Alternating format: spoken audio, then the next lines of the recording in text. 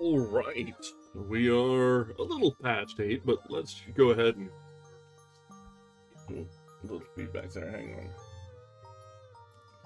Let's go ahead and settle in, get comfortable, pull up a drink and a book, because we have some adventure in store for us tonight.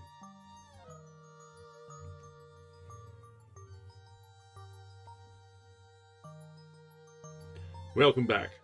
This is our second night of reading from Arthur Conan Doyle's A Study in Scarlet. This is our second foray into reading Sherlock Holmes, and this one is a little different from what we originally read. When we started out with Sherlock Holmes, it was The Adventures of Sherlock Holmes, a collection of short stories and individual cases that were mostly all one-and-dones. There were some callbacks to things that had happened previously, but really they were all episodic. But this is an entire book dedicated to a single large case. And furthermore, this is the introduction of Sherlock Holmes and Dr. Watson. This is where their relationship began.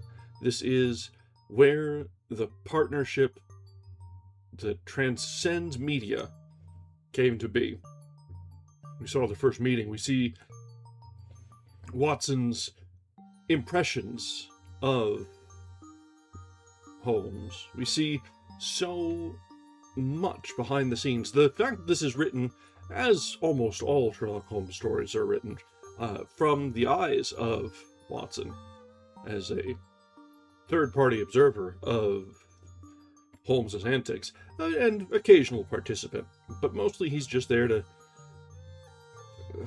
hold the leash and be drug around. But we see from his eyes the amazing feats of logic and observation, the laser focus on Holmes's targets of thought, and the absolute blasé nature of literally anything else. Holmes is very divergent, shall we say. So, last time, we were introduced to the premise of the study in Scarlet, this case that's full of mystery. Not only were we introduced to the characters, but the case itself broke, and we found that, as usual, the police are little more than bumbling buffoons that are getting in the way of themselves, and not even to mention getting in the way of Holmes. But they've somehow managed not to completely ruin things. But Holmes is sure at this point that he can solve the case with little delay, and will appropriately lord it over Lestrade and I think it was George. So, let's go ahead and return to the story ourselves, and we'll see... Oh, hi Simba, yes, you heard me talking. We'll see what sort of developments in the case come up tonight, and how things will shake out. Oh, hang on. Getting a notice here. What's going on?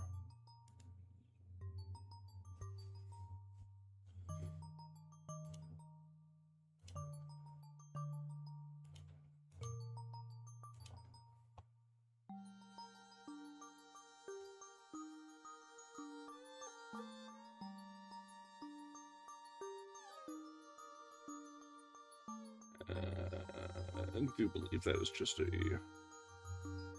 random... Let's ignore that.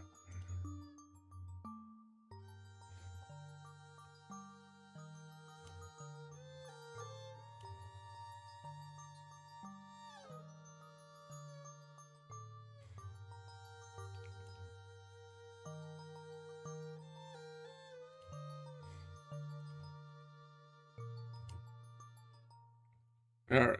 So, yeah, as I was saying. So let's go ahead and shift over into our reading nook, and let's get started with tonight's continued reading of A Study in Scarlet.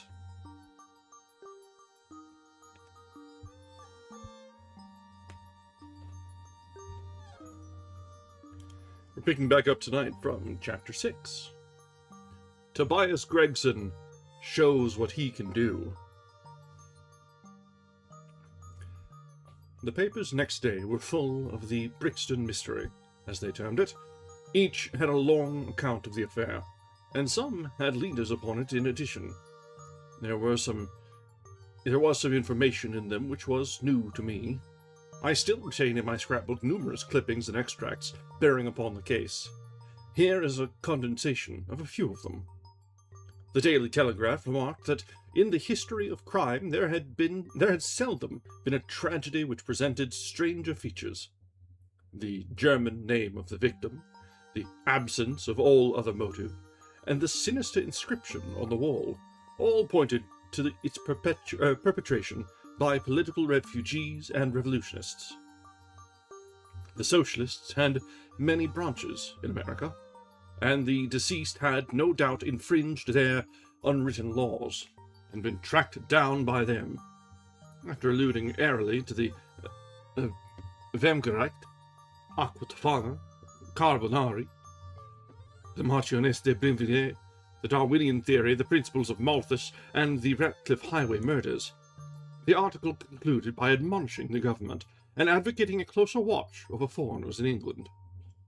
The Standard commented upon the fact that lawless outrages of the sort usually occurred under a liberal administration. They arose from the unsettling of the minds of the masses and the consequent weakening of all authority. The deceased was an American gentleman who had been residing for some weeks in the metropolis. He had stayed in the boarding house of Madame Charpentier in Torquay Terrace, Camberwell. He was accompanied in his travels by his private secretary, Mr. Joseph Stangerson. The two bade adieu to their landlady upon Tuesday the 4th, instantly, and departed to Euston Station with the avowed intention of catching the Liverpool express. They were afterwards seen together upon the platform. Nothing more is known of them until Mr. Drebber's body was, as recorded, discovered in an empty house in the Brixton Road, many miles from Euston. Now, how he came there, or how he met his fate, are questions which are still involved in mystery. Nothing is known of the whereabouts of Stangerson. We are glad to learn that Mr. Lestrade and Mr. Gregson of Scotland Yard are both engaged upon the case, and it is confidently anticipated that these well-known officers will speedily throw light upon the matter. The Daily News observed that there was no doubt as to the crime being a political one. The despotism and hatred of liberalism which animated the continental governments had had the effect of driving to our shores a number of men who might have made excellent citizens were they not soured by the recollection of all that they had undergone. Among these men there was a stringent code of honor, any infringement of which was punished by death. Every effort should be made to find the Secretary Stangerson, and to ascertain some particulars of the habits of the deceased. A great step had been gained by the discovery of the address of the house at which he had boarded, a result which was entirely due to the acuteness and energy of Mr. Gregson of Scotland Yard. Sherlock Holmes and I read these notices over together at breakfast, and they appeared to afford him considerable amusement. I told you, whatever happened, Lestrade and Gregson would be sure to score. That depends on how it turns out. Oh, bless you, it doesn't matter in the least. If the man is caught, it will be on account of their exertions. If he escapes, it will be in spite of their exertions. It's heads I win and tails you lose. Whatever they do, they will have followers. On se trozo, on plutos quia. What on earth is this? I cried, for at this moment there came the pattering of many steps in the hall and on the stairs, accompanied by audible expressions of disgust upon the part of our landlady. It's the Baker Street Division of the Detective Police Force, said my companion gravely. And as he spoke, there rushed into the room half a dozen of the dirtiest and most ragged street Arabs that ever I clapped eyes on. "Attention!" cried Holmes in a sharp tone, and the 6 dirty little scoundrels stood in a line, like so many disreputable statuettes. "In future, you shall send up Wiggins alone to report, and the rest of you must wait in the street. Have you found it, Wiggins?" "No, sir, we haven't. We ain't," said one of the youths. "I hardly expected you would. You must keep on until you do. Here are your wages."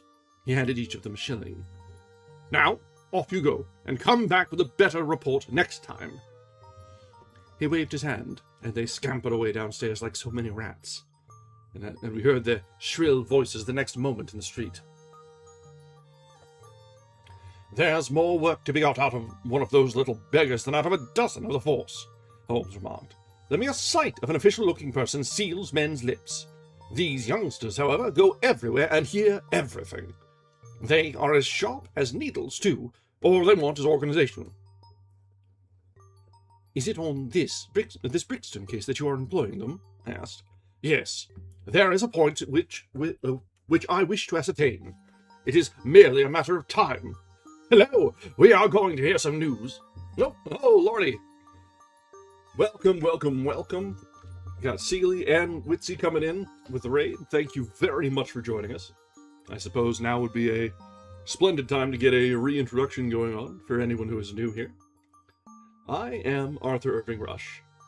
I read. That's actually all I do. Yeah. So, tonight we are reading Arthur Conan Doyle's A Study in Scarlet, the introductory Sherlock Holmes novel. We're starting to see the budding relationship between Dr. Watson and Sherlock Holmes, the cutting wit, and the depths that crime will ever sink to, as well as the depths that Sherlock Holmes will sink to in pursuit of a solution to the crime. So, thank you for joining us. Thanks for raiding in. I hope you guys had a good stream. Feel free to hang out, lurk about. I'm not... Slack messed up. Oh, you don't tell me. Oh, gasp.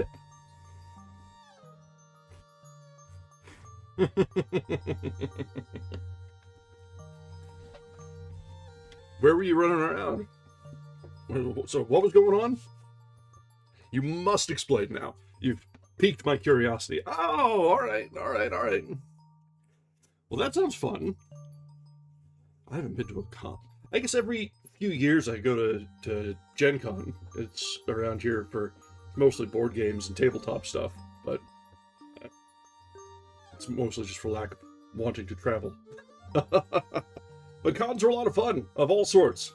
Embrace your nerdy habits, and try not to catch the smell.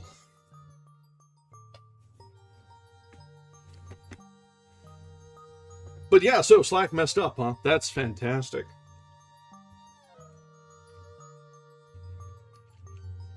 Oh no! I guess it's... That seems sort of early, isn't it? So I guess he had to run off in all sorts of a huff to try and get along to the artist alley and get whatever purchases he intended.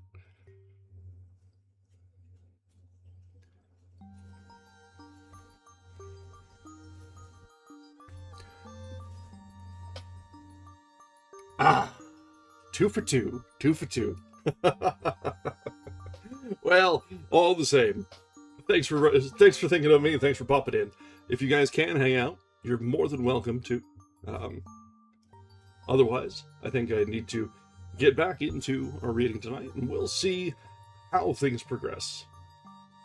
Alright, where was I? Where did I leave off? Oh, okay.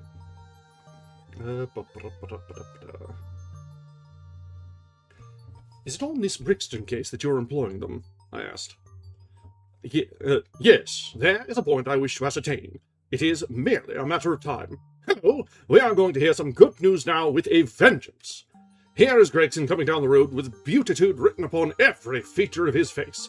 Bound for us, I know. Yes, he is stopping. There he is.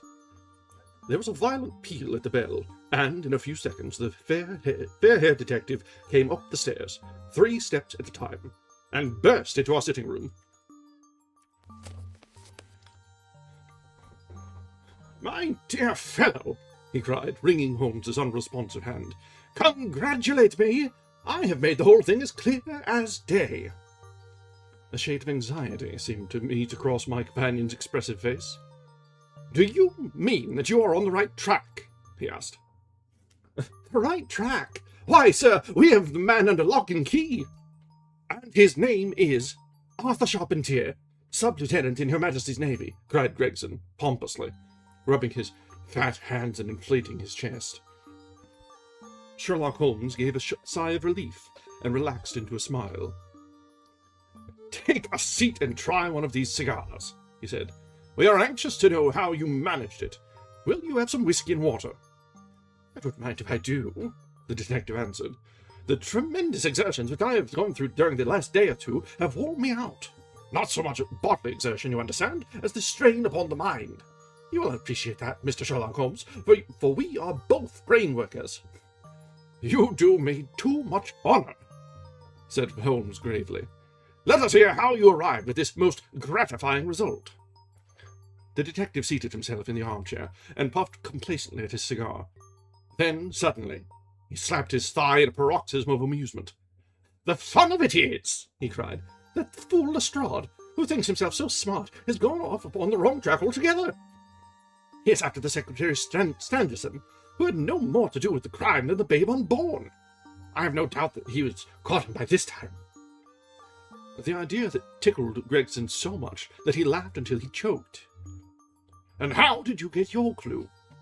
"I'll tell you all about it. Of course, Dr. Watson, this is strictly between ourselves. The first difficulty which we had to contend with was the finding of this American's antecedents.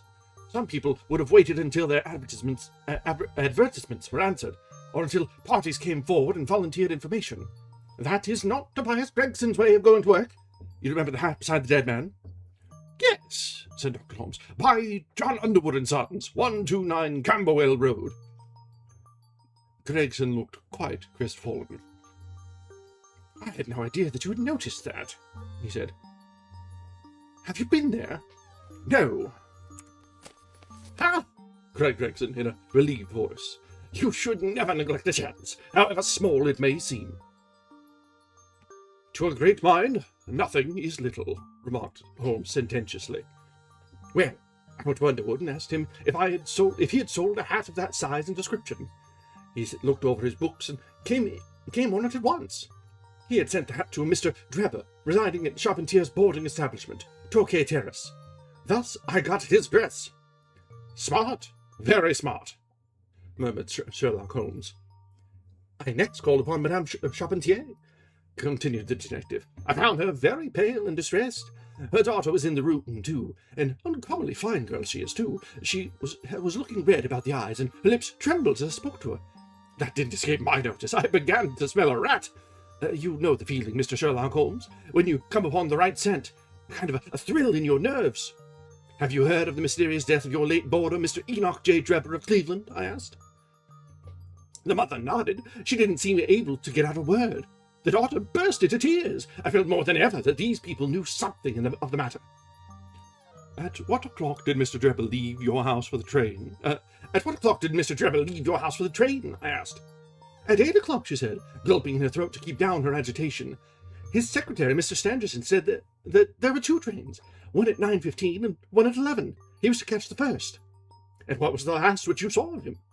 A terrible change came over the woman's face as I asked the question. Her features turned perfectly livid. It was some seconds before she could get out a single word, "Yes." And when it did come, it was in a husky, unnatural tone. There was a silence for a moment, and then the daughter spoke in a calm, clear voice. "No good can ever come of falsehood, mother," she said. "Let us be frank with this gentleman. We did see Mr. Drebber again." "God forgive you," cried Madame Charpentier, throwing up her hands and sinking back in her chair. "You have murdered your brother." Arthur would rather that we spoke the truth, the girl answered firmly. You had best tell me all about it now, I said. Half confidences are worse than none. Besides, you do not know how much we know of it. On your head be it, Alice, cried her mother.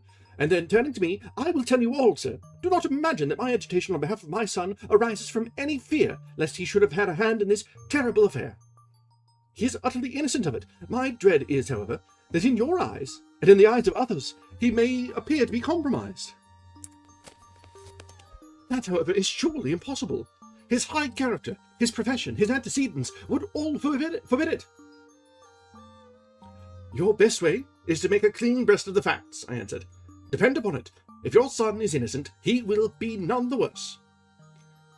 Perhaps, Alice, you had better leave us together, she said, and her daughter withdrew. Now, sir, she continued, I had no intention of telling you all this, but since my poor daughter had disclosed it, I have no alternative. Having once decided to speak, I will tell you all without omitting any particular. It is your wisest course, said I.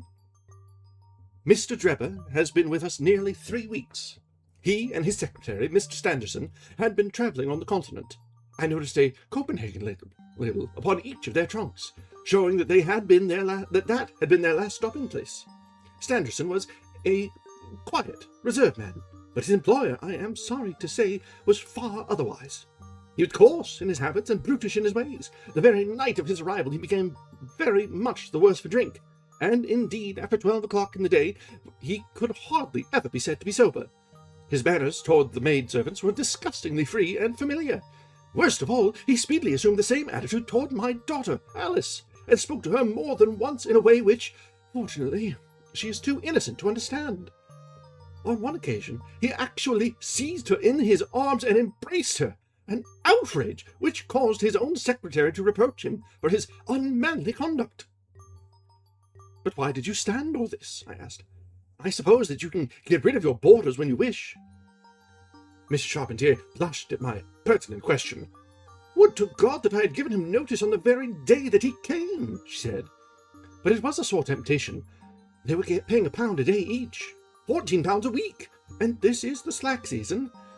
I am a widow, and my boy in the Navy has cost me much. I grudged to lose the money. I acted for the best. This last was too much, however, and I gave him notice to leave on account of it. That was the reason of his going. Well? My heart grew light when I saw him drive away. My son is on leave just now, but I did not tell him anything of all this, for his temper is violent, and he is passionately fond of his sister. When I closed the door behind them, a load seemed to be lifted from my mind. Alas, in less than an hour there was a ring at the bell, and I learned that Mr. Drebber had returned. He was much excited, and evidently the worse for drink. He forced his way into the room where I was sitting with my daughter, and made some incoherent remark about having missed his train. He then turned to Alice, and before my very face proposed to her that she should fly with him. You are of age, he said, and there is no law to stop you. I have money enough and to spare. Never mind the old girl here, but come along with me now straight away. You shall live like a princess. Poor Alice was so frightened that she shrunk away from him, but he caught her by the wrist and endeavoured to draw her towards the door. I screamed, and at that moment my son Arthur came into the room. What happened then? I do not know. I heard oaths and the confused sounds of a scuffle. I was too terrified to raise my head. When I did look up, I saw Arthur standing in the doorway, laughing, with a stick in his hand. I don't think that fine fellow will trouble us again, he said. I'll just go after him and see what he does with himself. With those words, he took his hat and started off down the street. The next morning, we heard of Mr. Drebber's mysterious death. This statement came from Mrs. Charpentier's lips with many gasps and pauses. At times, she spoke so low I could hardly catch the words. I made shorthand notes of all that she said, however, so that there should be no possibility of a mistake. It's quite exciting, said Sherlock Holmes, with a yawn. What happened next?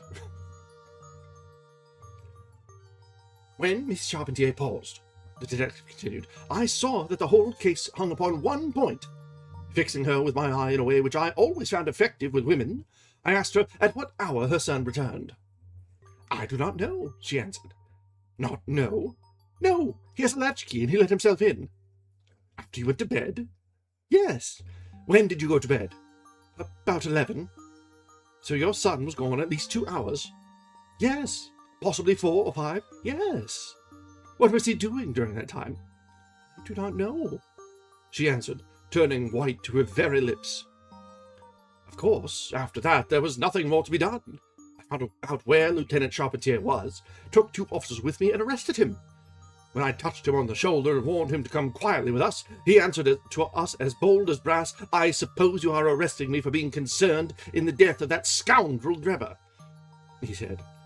We had said nothing to him about it, so that his alluding to it had a most suspicious aspect. "Very," said Holmes. He still carried the heavy stick with which the mother described him as having with him when he followed Drebber. It was a stout oak cudgel. "What is your theory, then?" "Well, my theory is that he followed Drebber as far as the Brixton Road. When there, a fresh altercation arose between them, in the course of which Drebber received a blow from the stick, in the pit of the stomach perhaps, which killed him without leaving any mark. The night was so wet that no one was about, so Charpentier dragged the body of his victim into the empty house. As to the candle, and the blood, and the writing on the wall, and the ring, they may all be so many tricks to throw the police on to the wrong scent." "Well done," said Holmes in an encouraging voice. "Really, Gregson, you are getting along. We shall make something of you yet." "I flatter myself that I have managed it rather neatly," the detective answered proudly. The young man volunteered a statement, in which he said that after following Drebber some time, the latter perceived him, and took a cab in order to get away from him. On his way home, he met an old shipmate and took a long walk with him. On being asked where this old shipmate lived, he was unable to give any satisfactory reply. I think the whole case fits together uncommonly well. What amuses me is to think of Lestrade, who had started off so upon the wrong scent. I am afraid he won't make much of it. Why, by Jove, here's the very man himself." It was indeed Lestrade, who had ascended the stairs while we were talking, and who now entered the room. The assurance and jauntiness which generally marked his demeanour and dress were, however, wanting. His face was disturbed and troubled, while his clothes were disarrayed and untidy. He had evidently come with the intention of consulting with Sherlock Holmes, for, on perceiving his colleague, he appeared to be embarrassed and put out.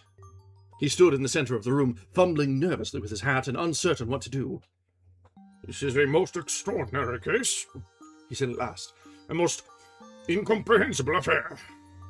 "Ah, you find it so, Mr. Lestrade?" cried Gregson triumphantly. "I thought you had come to that conclusion.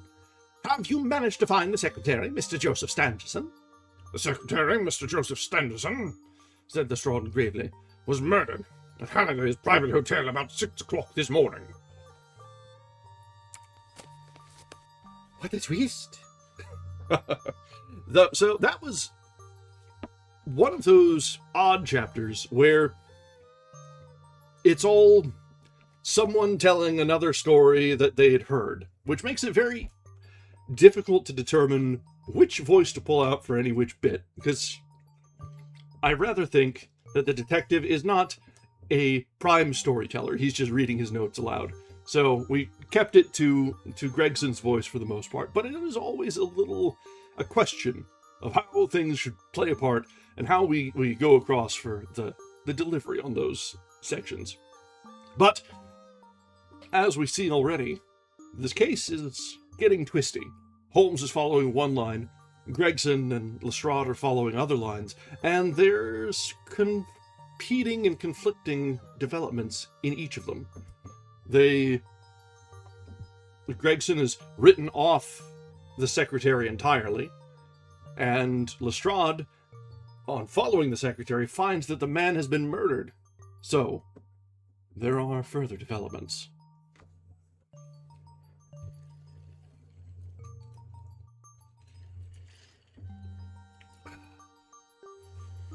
Oh, man. I had to use the... You may remember, a few weeks ago I picked up a fresh bottle of tonic that was on sale. Good lord, this shit is foul. But I can't just throw it away, right? It is what it is.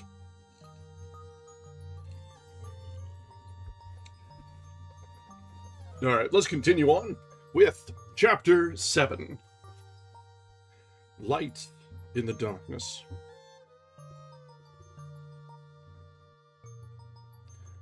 The intelligence with which Lestrade greeted us was so momentous and so unexpected that we were all three fairly dumbfounded. Gregson sprang out of his chair and upset the remainder of his whiskey and water. I stared in silence at Sherlock Holmes, whose lips were compressed, and his brows drawn down over his eyes. "Standerson, too?" he muttered. "The plot thickens." "It was quite thick enough before," grumbled Lestrade, taking a chair. "I seem to have dropped into a sort of council of war." Are you sure of this piece of intelligence?" stammered Gregson. "I've just come from his room," said Lestrade. "I was the first to discover what had occurred." We had been hearing Gregson's view of the matter," Holmes observed. "Would you mind letting us know what you have seen and done?" "I've no objection," Lestrade answered, seating himself. "I freely confess that I was of the opinion that Standerson was concerned in the death of Drebber. This fresh development has shown me that I was completely mistaken. Full of the one idea, I set myself to find out what had become of the secretary. They had been seen together at Euston Station about 8:30 on the evening of the 3rd. At 2 in the morning, Drebber had been found in the Brixton Road. The question which confronted me was to find out how Standerson had been employed between 8:30 and the time of the crime, and what had become of him afterwards. I telegraphed to Liverpool, giving a description of the man and warning them to keep a watch upon the American boats. I then set to work calling upon the hotels and lodging houses in the vicinity of Euston. You see, I argued that if Drebber and his companion had become separated, the natural course for the latter would be to put up somewhere in the vicinity for the night, and then to hang about the station again next morning. "They would be likely to agree on some meeting place beforehand," remarked Holmes. "So it proved. I spent the whole of yesterday evening in making inquiries entirely without avail. This morning I began very early, and at 8 o'clock I reached Halliday's private hotel in Little George Street. On my inquiry as to whether a Mr. Standerson was living there, they at once answered me in the affirmative. No doubt you are the gentleman whom he was expecting, they said. He's been waiting for a gentleman for 2 days. Where is he now? I asked. He's upstairs in bed. He wished to be called at 9. I will go up and see him at once, I said. It seemed to me that my sudden appearance might shake his nerves and lead him to say something unguarded. The boots volunteered to show me the room. It was on the 2nd floor, and there was a small corridor leading up to it. The boots pointed out the door to me, and was about to go downstairs again when I saw something that made me feel sickish, in spite of my 20 years' experience. From under the door there curled a little red ribbon of blood, which had meandered across the passageway and formed a little pool along the skirting of the other side. I gave a cry, which brought the boots back. He nearly fainted when he saw it. The door was locked on the inside, but we put our shoulders to it and knocked it in. The window of the room was open, and beside the window, all huddled up, lay the body of a man in his nightdress. He was quite dead, and had been for some time, but his limbs were rigid and cold. When we turned him over, the boots recognized him at once as being the same gentleman who had engaged the room under the name of Joseph Standerson. The cause of death was a deep stab in the left side, which must have penetrated the heart. And now comes the strangest part of this affair. What do you suppose was above the murdered man? I felt a creeping in the flesh, and a presentiment of coming horror, even before Sherlock Holmes answered. "The word wretch, written in letters of blood," he said. "That was it," said Lestrade, in an awestruck voice, and we were all silent for a while. There was something so methodical and so incomprehensible about the deeds of this unknown assassin that it imparted a fresh ghastliness to his crimes. My nerves, which were steady enough on the field of battle, tingled as I thought of it. "The man was seen," continued Lestrade, "a milk boy. Passing on his way to the dairy, happened to walk between the lane which leads from the mews at the back of the hotel. He noticed that a ladder, which usually lay there, was raised against one of the windows of the 2nd floor, which was wide open. After passing, he looked back and saw a man descend the ladder. He came down so quietly and openly that the boy imagined him to be some carpenter or jointer at work in the hotel. He took no particular notice of him, beyond thinking in his own mind that it was early for him to be at work. He has an impression that the man was tall, had a reddish face, and was dressed in a long brownish coat. He must have stayed in the room some little time after the murder, for we found blood-stained water in the basin, where he had washed his hands, and marks on the sheets where he had deliberately wiped his knife. I glanced at Holmes on hearing the description of the murderer, which tallied so exactly with his own. There was, however, no trace of exultation or satisfaction upon his face. "Did you find nothing in the room which could furnish a clue to the murderer?" he asked. "Nothing. Standerson had Trevor's purse in his pocket, but it seems that this was usual, as he did all the paying. There was £80-odd in it, but nothing had been taken. Whatever the motives of these extraordinary crimes, robbery is certainly not one of them. There were no papers or memoranda in the murdered man's pocket, except a single telegram, dated from Cleveland about a month ago, and containing the words, 'J.H. is in Europe.' There was no name appended to this message." "And there was nothing else?" Holmes asked. "Nothing of any importance. The man's novel, with which he had read himself to sleep, was lying upon the bed, and his pipe was on a chair beside him. There was a glass of water on the table, and on the window-sill a small chip ointment box containing a couple of pills." Sherlock Holmes sprang from his chair with an exclamation of delight. "The last link!" he cried exultantly. "My case is complete!" The two detectives stared at him in amazement. "I have now in my hands," my companion said confidently, "all the threads which have formed such a tangle. There are, of course, details to be filled in, but I am as certain of all the main facts from the time that Trevor parted from Standerson at the station up to the discovery of the body of the latter, as if I had seen them with my own eyes. I will give you a proof of my knowledge. Could you lay your hand upon those pills?" "I have them," said Lestrade, producing a small white box. "I took them and the purse and the telegram, intending to have them put in a place of safety at the police station.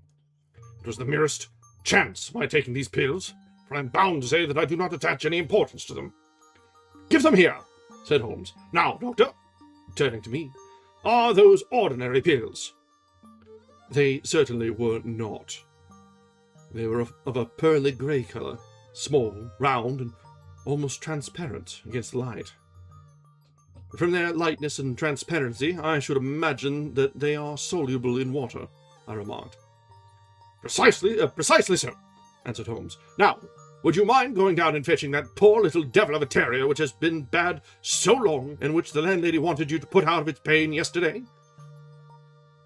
I went downstairs and carried the dog upstairs in my arms. Its laboured breathing and glazing eyes showed that it was not far from its end. Indeed, its snow-white muzzle proclaimed that it had already exceeded the usual term of canine existence. I placed it upon a cushion on the rug. "I will now cut one of these pills in two," said Holmes, drawing his penknife. He suited the action to the word.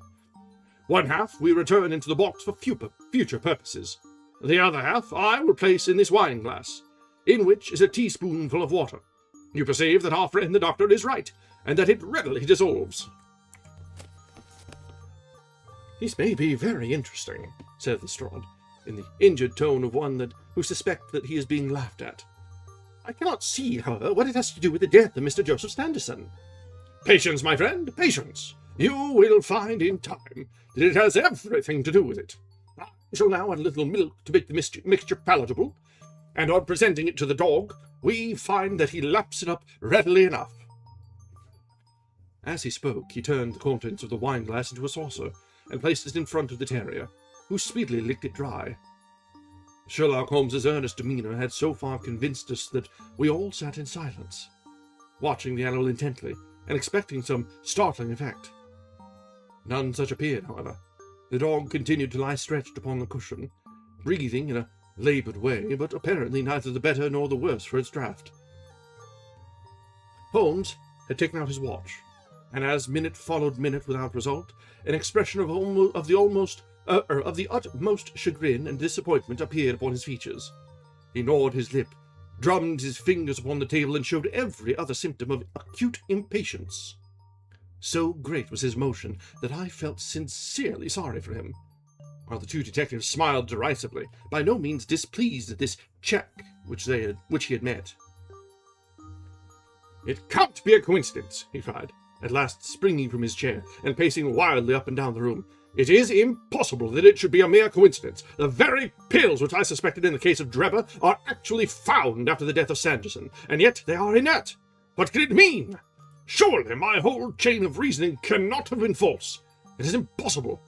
And yet this wretched dog is none the worse. Ah, I have it! I have it!"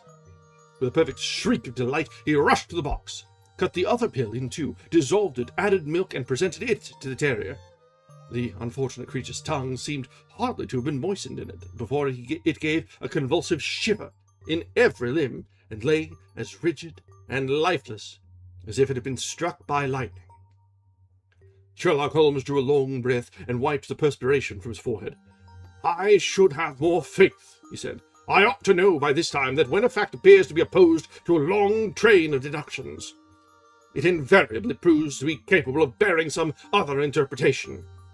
Of the two pills in that box, one was of the most deadly poison, and the other was entirely harmless. I ought to have known that before ever I saw the box at all." This last statement appeared to me to be so startling that I could hardly believe that he was in his sober senses. There was the dead dog, however, to prove that his conjecture had been correct. It seemed to me that the mists in my own mind were gradually clearing away, and I began to have dim, vague perceptions of the truth. "All this seems strange to you," continued Holmes, "because you failed at the beginning of the inquiry to grasp the importance of the single real clue which was presented to you. I had the good fortune to seize upon that, and everything which has occurred since then has served to confirm my original supposition, and, indeed, was the logical sequence of it. Hence things which have perplexed you and made the case more obscure have served to enlighten me, and to strengthen my conclusions. It is a mistake to confound strangeness with mystery. The most commonplace crime is often the most mysterious, because it presents no new or special features from which deductions may be drawn. This murder would have been infinitely more difficult to unravel had the body of the victim been simply found lying in the roadway without any of those outre and sensational accompaniments which have rendered it remarkable. These strange details, far from making the case more difficult, have really had the effect of making it less so." Mr. Gregson, who had listened to this address with considerable impatience, could contain himself no longer. "Look here, Mr. Sherlock Holmes," he said, "we are all ready to acknowledge that you are a smart man, and that you have your own methods of working. We want something more than mere theory and preaching now, though. It is a case of taking the man. I have made my case out, and it seems I was wrong. Young Charpentier could not have been engaged in this second affair. Lestrade went after his man, Stangerson, and it appears that he was wrong too. You have thrown out hints here and hints there, and seem to know more than we do. But the time has come when we feel that we have a right to ask you straight how much you do know of the business. Can you name the man who did it?"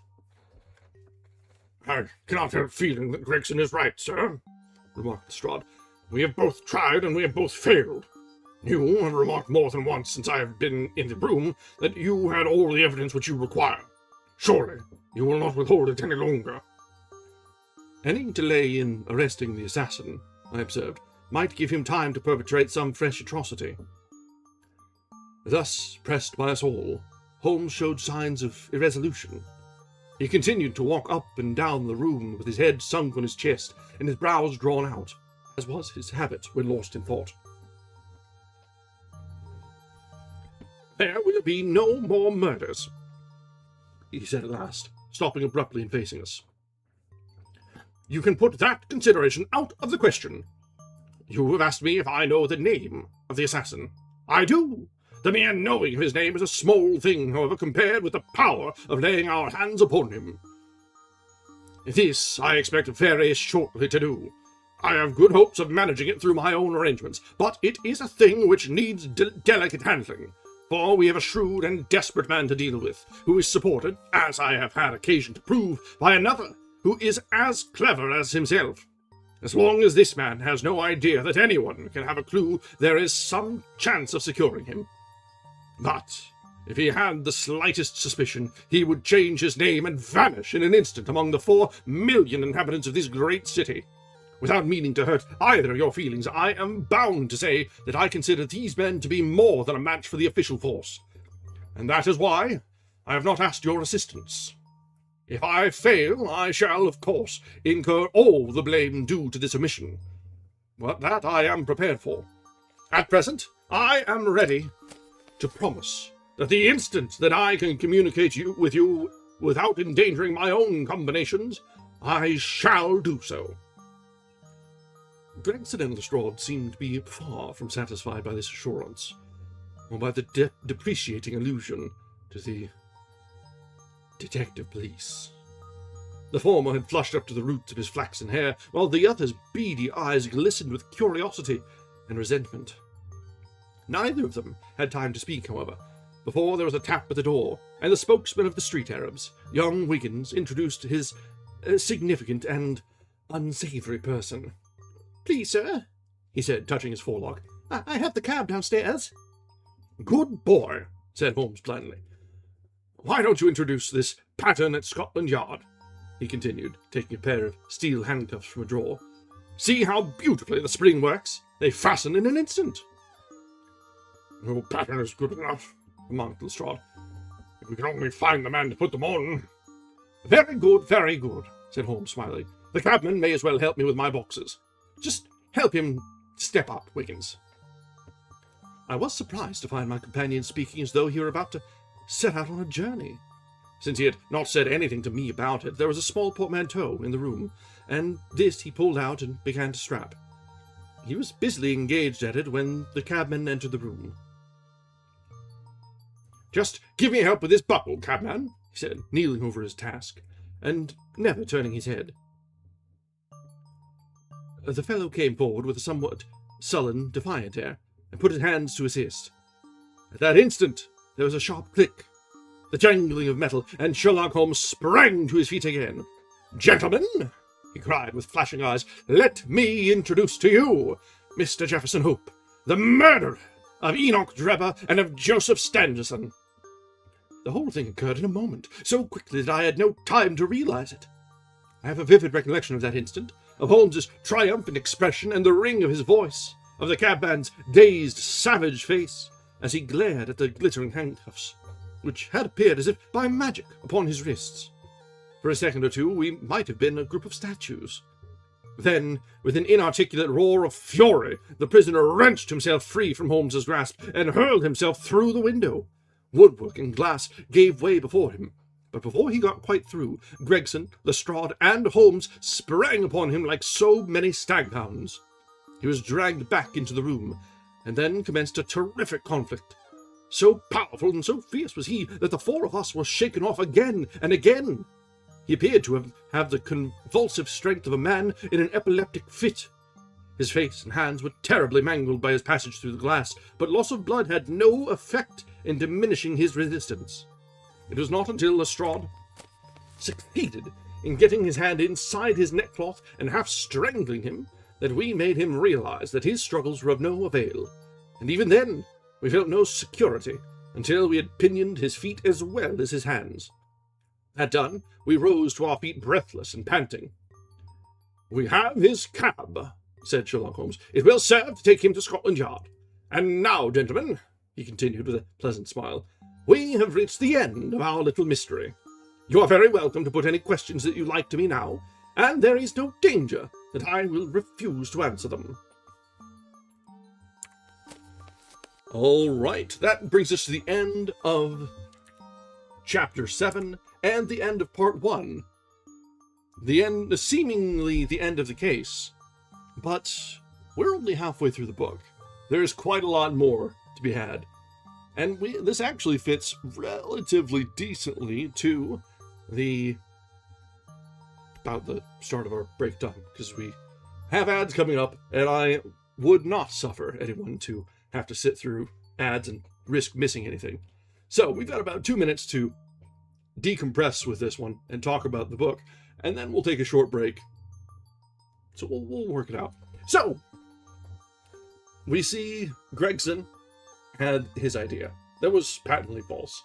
But he's so pompous and full of himself the entire time that he had it in his mind that his way was the only way. Some cops never change. Well, cops never change, do they?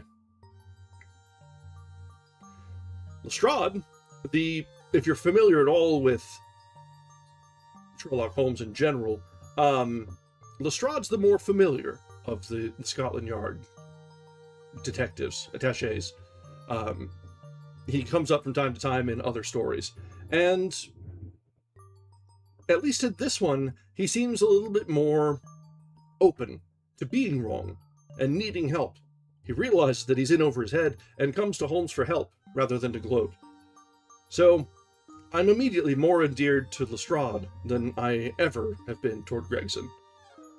And all the while, just while this is all going on, while they're telling their stories, not only has Holmes arranged for a cab to come pick him up, quote-unquote, knowing that the cab driver is going to be his culprit, and arranged it very, very neatly, in fact. Very clever, very slick. In absolutely classic, peak Holmes fashion. All right, our ads are about to kick off, so let's take a short break, stand up, stretch your legs, attend to your fuzzy friends, top up your drinks. I think I may have gotten things out of order there. Anyway, we'll be back in a bit. Thanks, guys.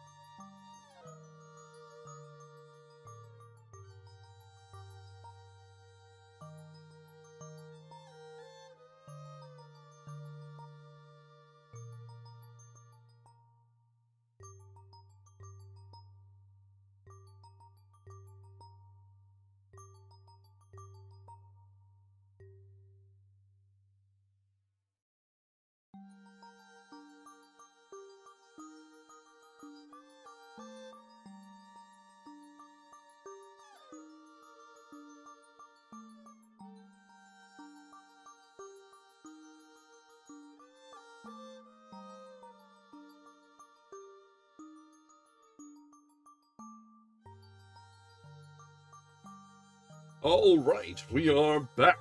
We are back. Yeah, so in the first section of our reading. We got through the conclusion of part 1 of A Study in Scarlet. The surface level crime has been solved. A culprit brought into custody. Justice, we'll see, but custody at least.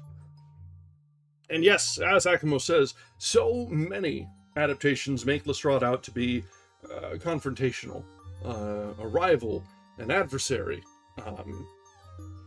And that's...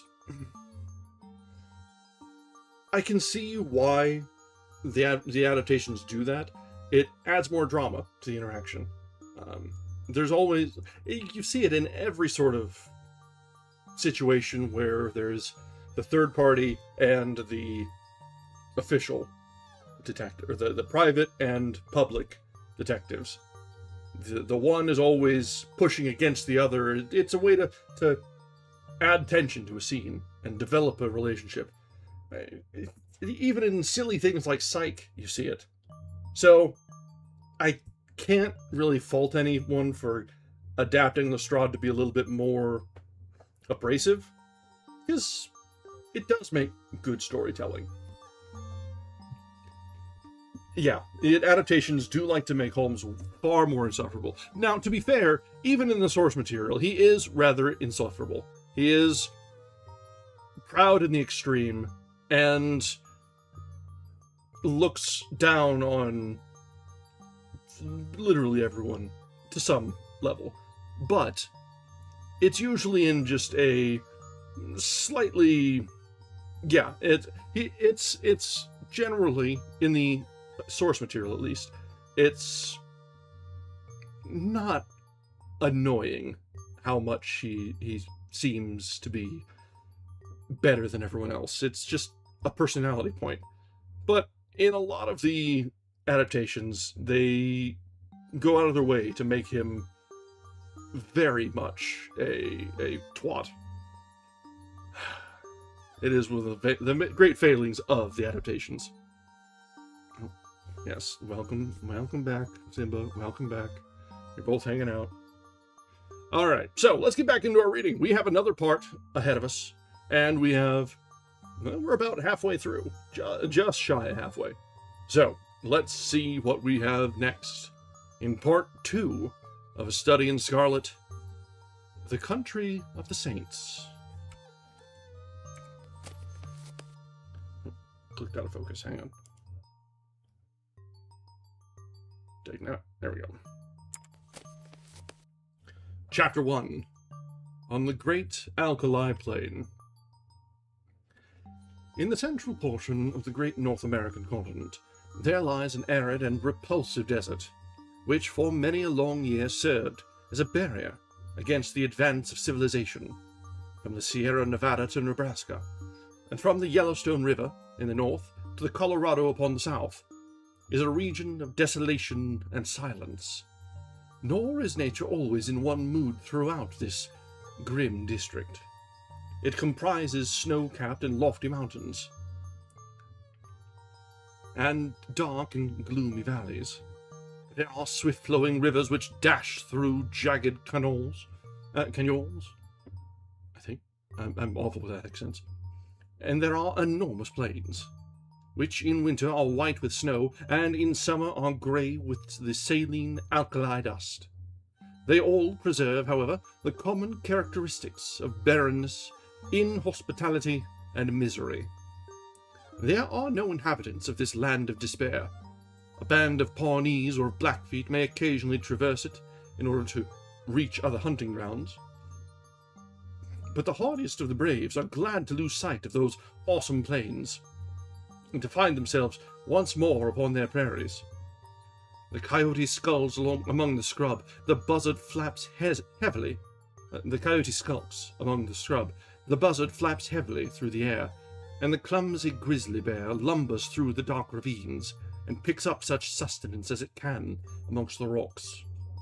These are the sole dwellers in the wilderness. In the whole world, there can be no more dreary view than that from the northern slope of the Sierra Blanco as far as the eye can reach stretches the great flat plainland, all dusted over with patches of alkali, and intersected by clumps of the dwarfish chaparral bushes. On the extreme verge of the horizon lie a long chain of mountain peaks, with their rugged summits flecked with snow. In this great stretch of country there is no sign of life, nor of anything appertaining to life. There is no bird in the steel-blue heaven, no movement upon the dull grey earth. Above all, there is absolute silence. Listen as one may, there is no shadow of a sound. In all that mighty wilderness, nothing but silence. Complete and heart-subduing silence.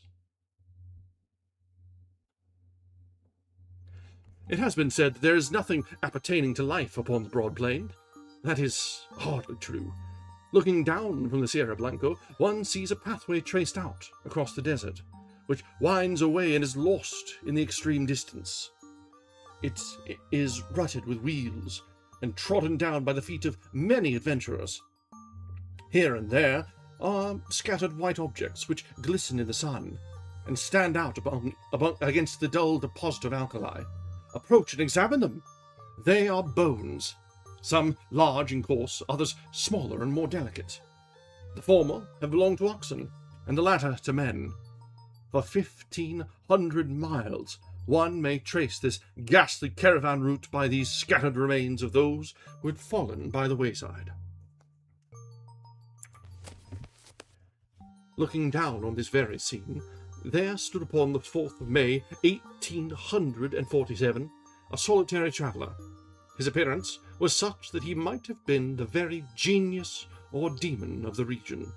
An observer would have found it difficult to say whether he was nearer to 40 or to 60. His face was lean and haggard, and the brown, parchment-like skin was drawn tightly over the projecting bones. His long brown hair and beard were all flecked and dashed with white. His eyes were sunken in his head and burned with an unnatural lustre, while the hand which grasped his rifle was hardly more fleshy than that of a skeleton.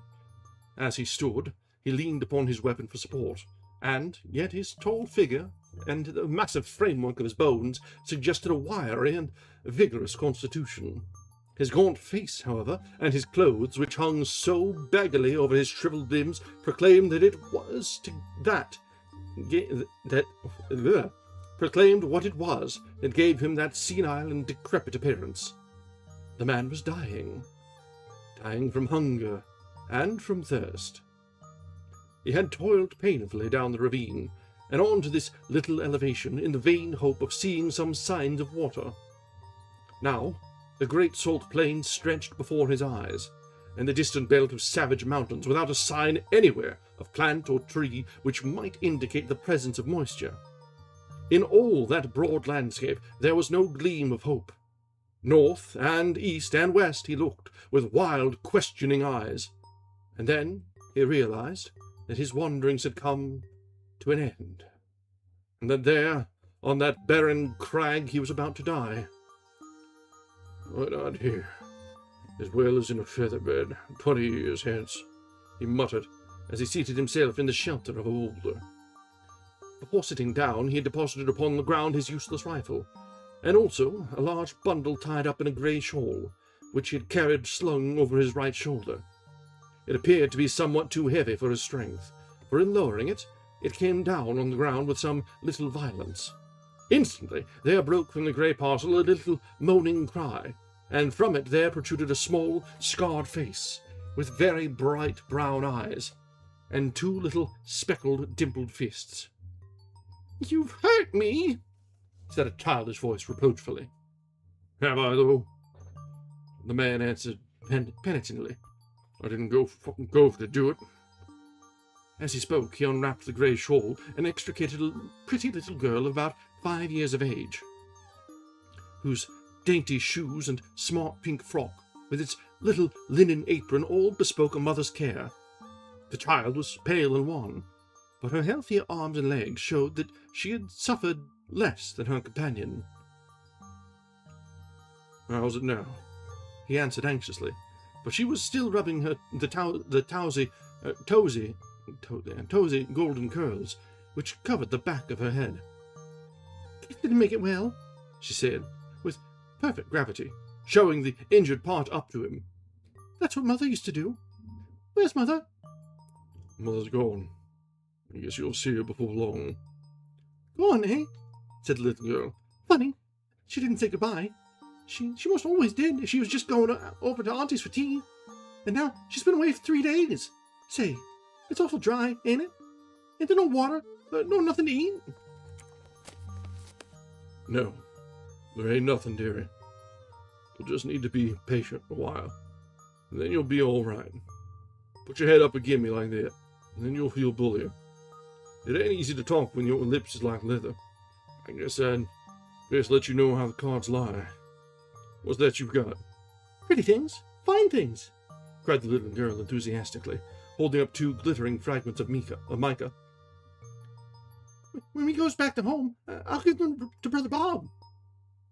"You'll see prettier things than them soon," said the man confidently. "You just wait a bit. I was going to tell you, though. You remember when we left the river? "Oh, yes." Well, we reckoned we'd strike another river soon, you see. There was something wrong. Compasses or a map or something, and didn't turn up. Water ran out. Just a little drop for the likes of you, and... "And you couldn't wash yourself?" interrupted his companion gravely, staring up at his grimy visage. No, nor drink. And Mr. Bender, he was the first to go. And then Indian Pete, and then Mrs. McGregor, and then Johnny Holmes, and then, dearie, your mother." "And Mother's a deader, too," cried the little girl, dropping her face in a pinafore and sobbing bitterly. "Yes, they all went, except you and me. And I thought there was some chance of water in this direction, so I heaved you over my shoulder and we tramped it together. It don't seem as though we improved matters. There's an almighty small chance for us now." Do you mean that we are going to die too?" asked the child, checking her sobs and raising her tear-stained face. "I guess that's about the size of it." "Why didn't you say so before?" she said, laughing gleefully. "You gave me such a fright. Why, of course, now as long as we die, we'll be with Mother again." "Yes, you will, dearie." "And you too. I'll tell her how awful good you've been. I'll bet she meets us at the door of heaven with a big pitcher of water. And a lot of buckwheat cakes, hot and toasted on both sides, like Bob and me was fond of. How long will it be first?" Well, not very long." The man's eyes were fixed upon the northern horizon. In the blue vault of heaven there had appeared 3 little specks, which increased in size every moment. So rapidly did they approach, they speedily resolved themselves into 3 large brown birds, which circled over the heads of the 2 wanderers, and then settled upon some rocks which overlooked them. They were buzzards, the vultures of the west, whose coming is the forerunner of death. "Cocks and hens!" cried the little girl gleefully, pointing at their ill-omened forms, and clapping her hands to make them rise. "Say, did God make this country?" "In course he did," said a companion, rather startled by this unexpected question. "He made the country down in Illinois, and he made the Missouri," the little girl continued. "I guess somebody else made the country in these parts. It's not nearly so well done. They forgot the water and the trees." "What would you think of offering up prayer?" the man said diffidently. "It ain't night yet," she answered. "It don't matter. It ain't quite regular, but he won't mind that, you bet. You say over them ones that you used to say every night in the wagon when we was on the plains." "Why don't you say some yourself?" the child asked with wondering eyes. "I disremember them," he answered. "I ain't said none since I was half the height of that gun. Yes, it's never too late. You say them out, I'll stand by and come in on courses." "Then you only kneel down, and me too," she said, laying the shawl out for that purpose. "You got to put your hands up like this. It makes you feel kind of good." It was a strange sight, and been anything but the buzzards to see it. Side by side, on the narrow shoal, knelt the two wanderers, the little prattling child, and the reckless, hardened adventurer. Her chubby face, his haggard, angular visage, were both turned up to the cloudless heaven in heartfelt entreaty to that dread being with whom they were face to face.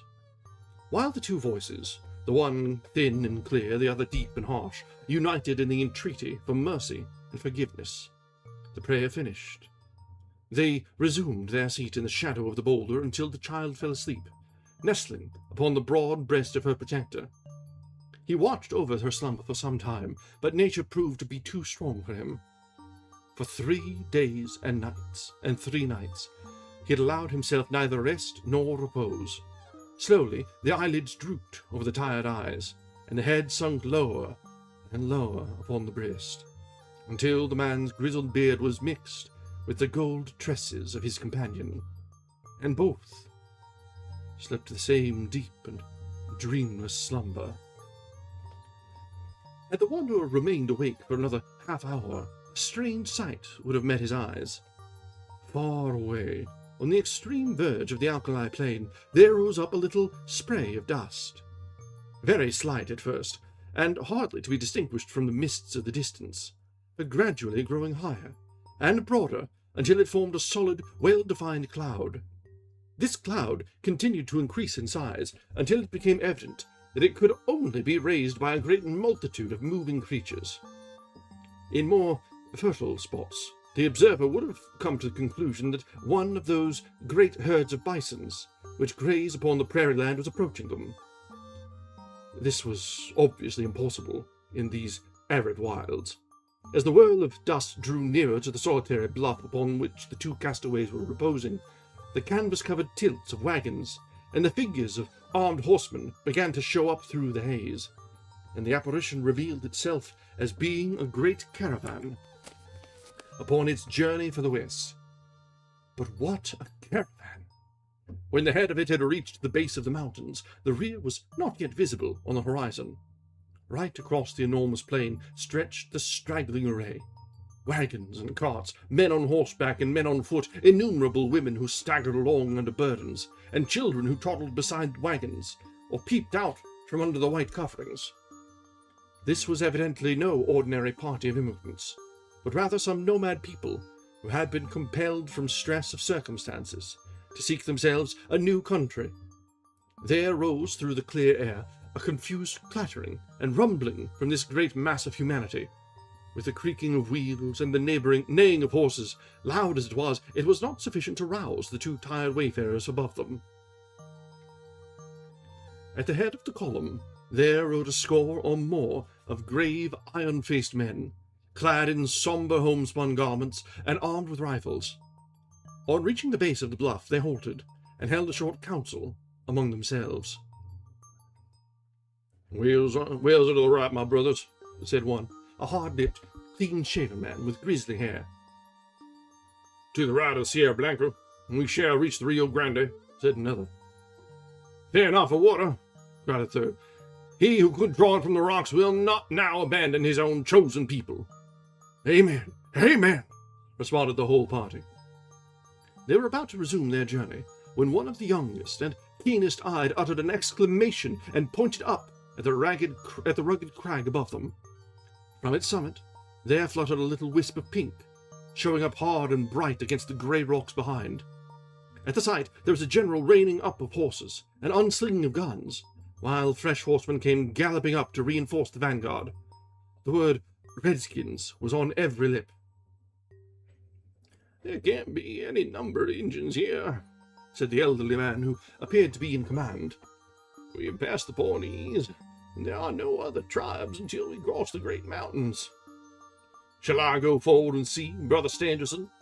asked one of the band. And I, cried a dozen voices.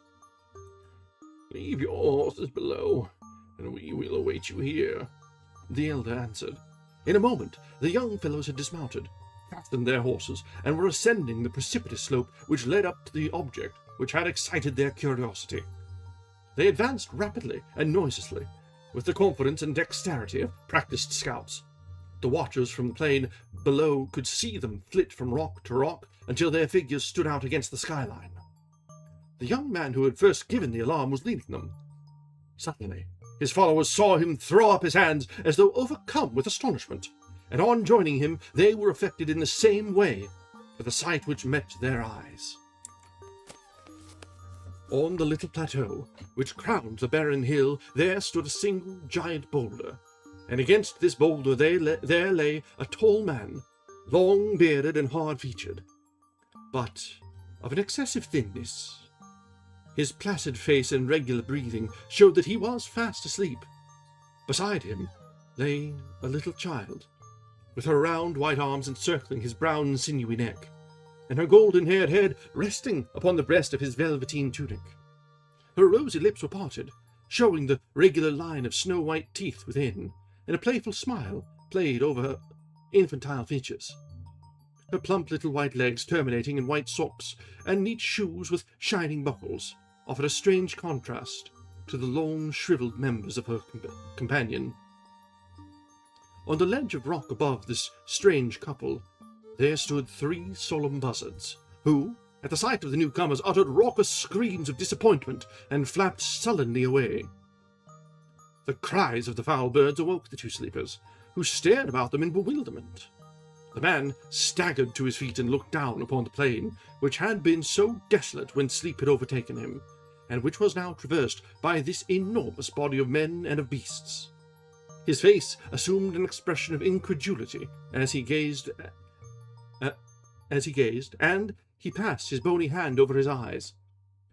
"This is what they call delirium, I guess," he muttered.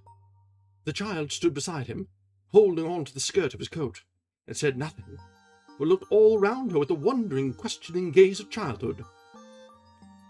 The rescuing party were speedily able to convince the 2 castaways that their appearance was no delusion.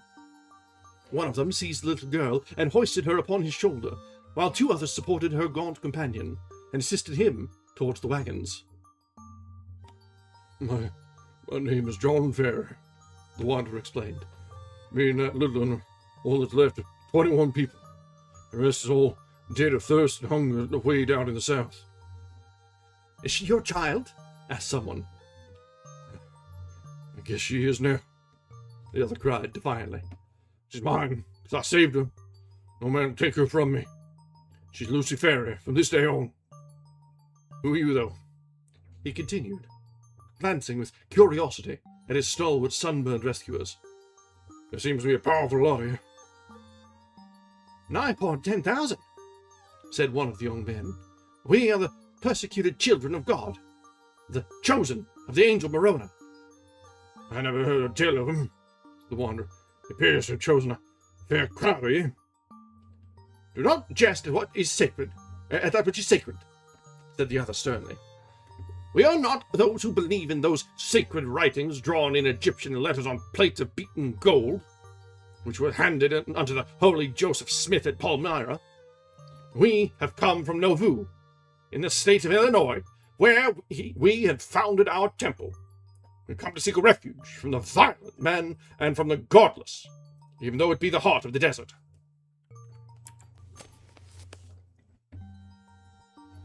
The name of Nauvoo evidently recalled recollections to John Ferrier.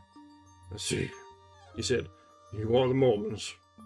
"We are the Mormons," answered his companions with one voice. "And where are you going?"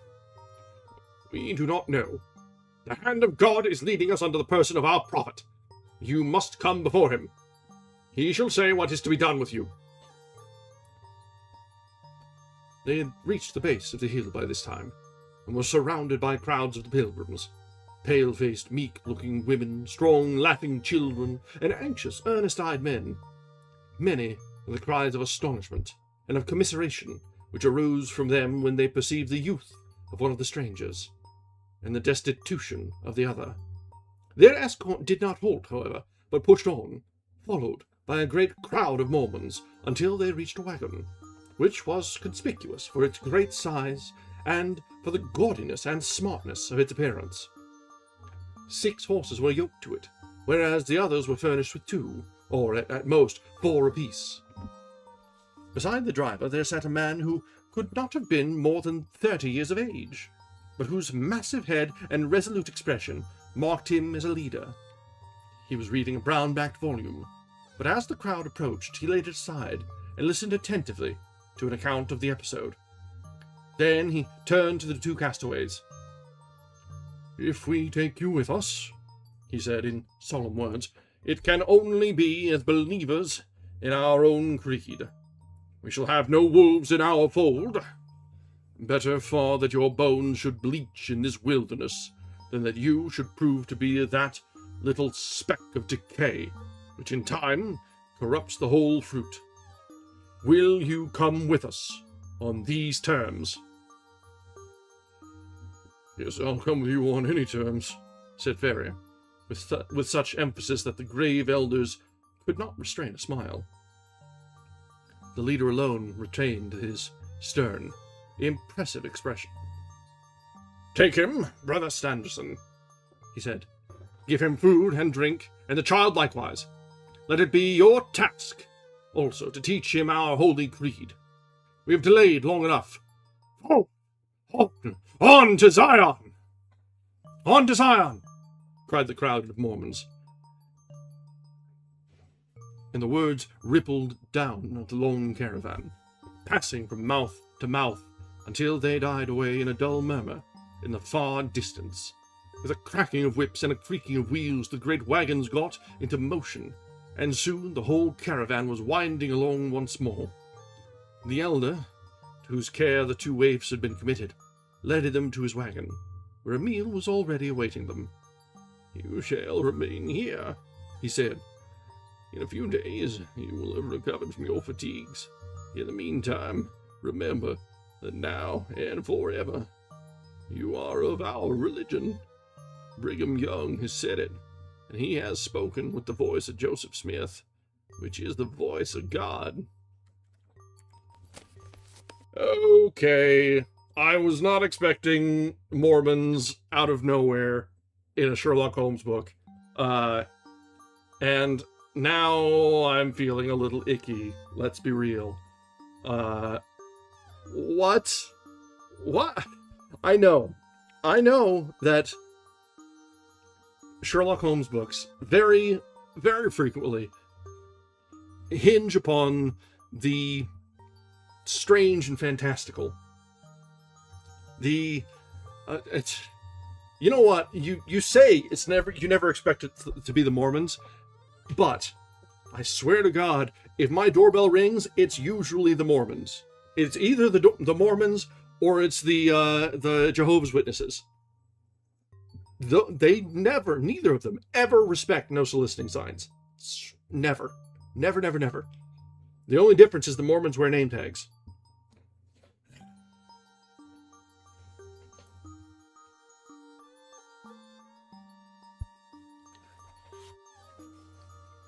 Anyway, yeah, as I was saying, I know it's pretty normal for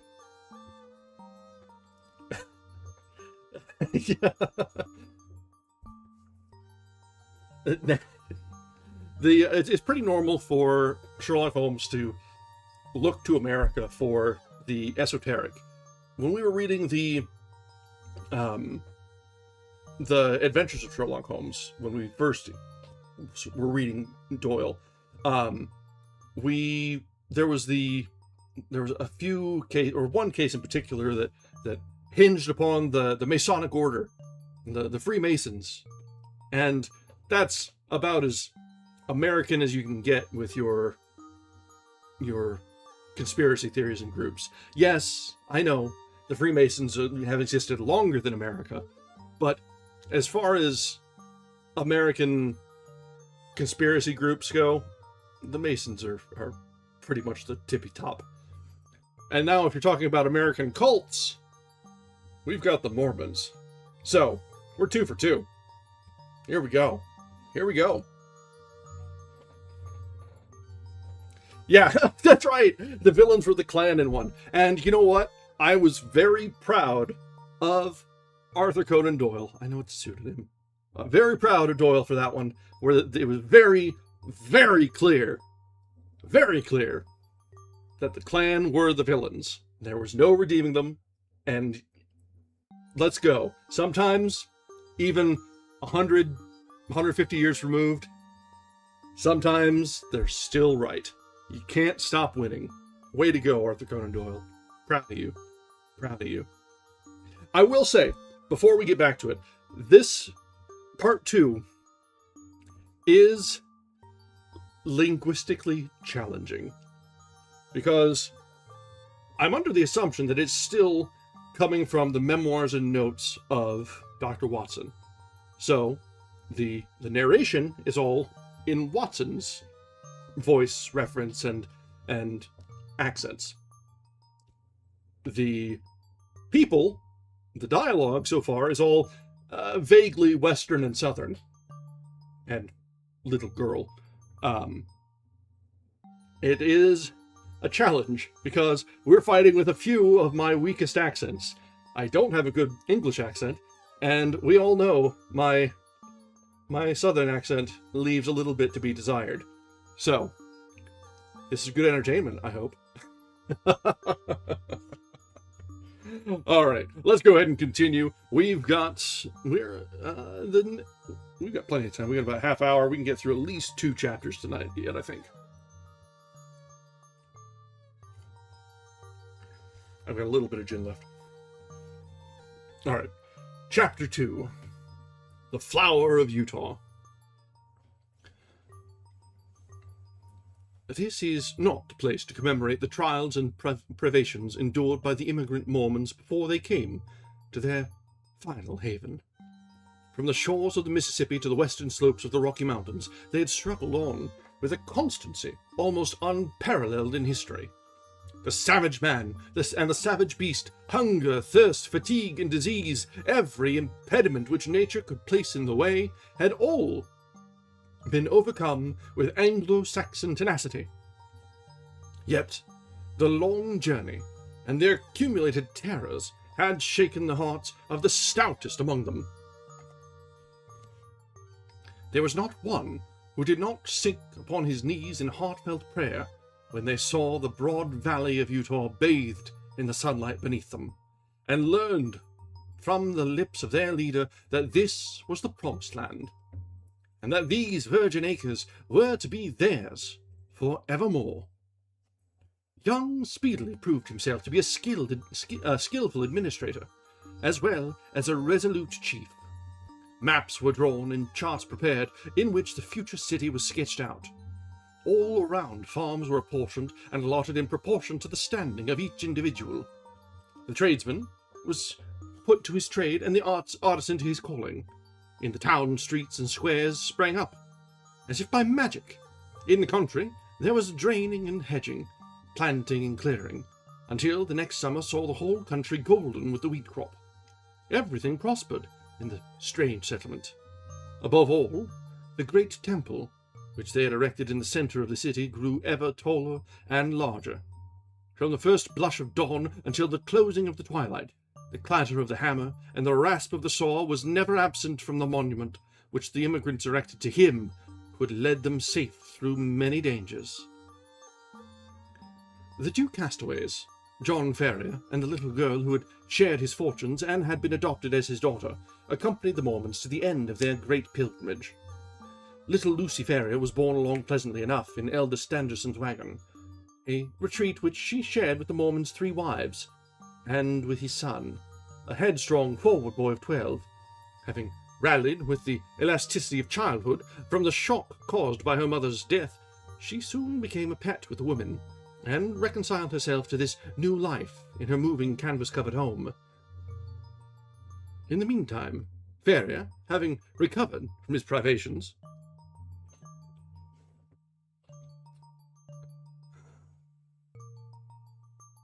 distinguished himself as a useful guide and an indefatigable hunter.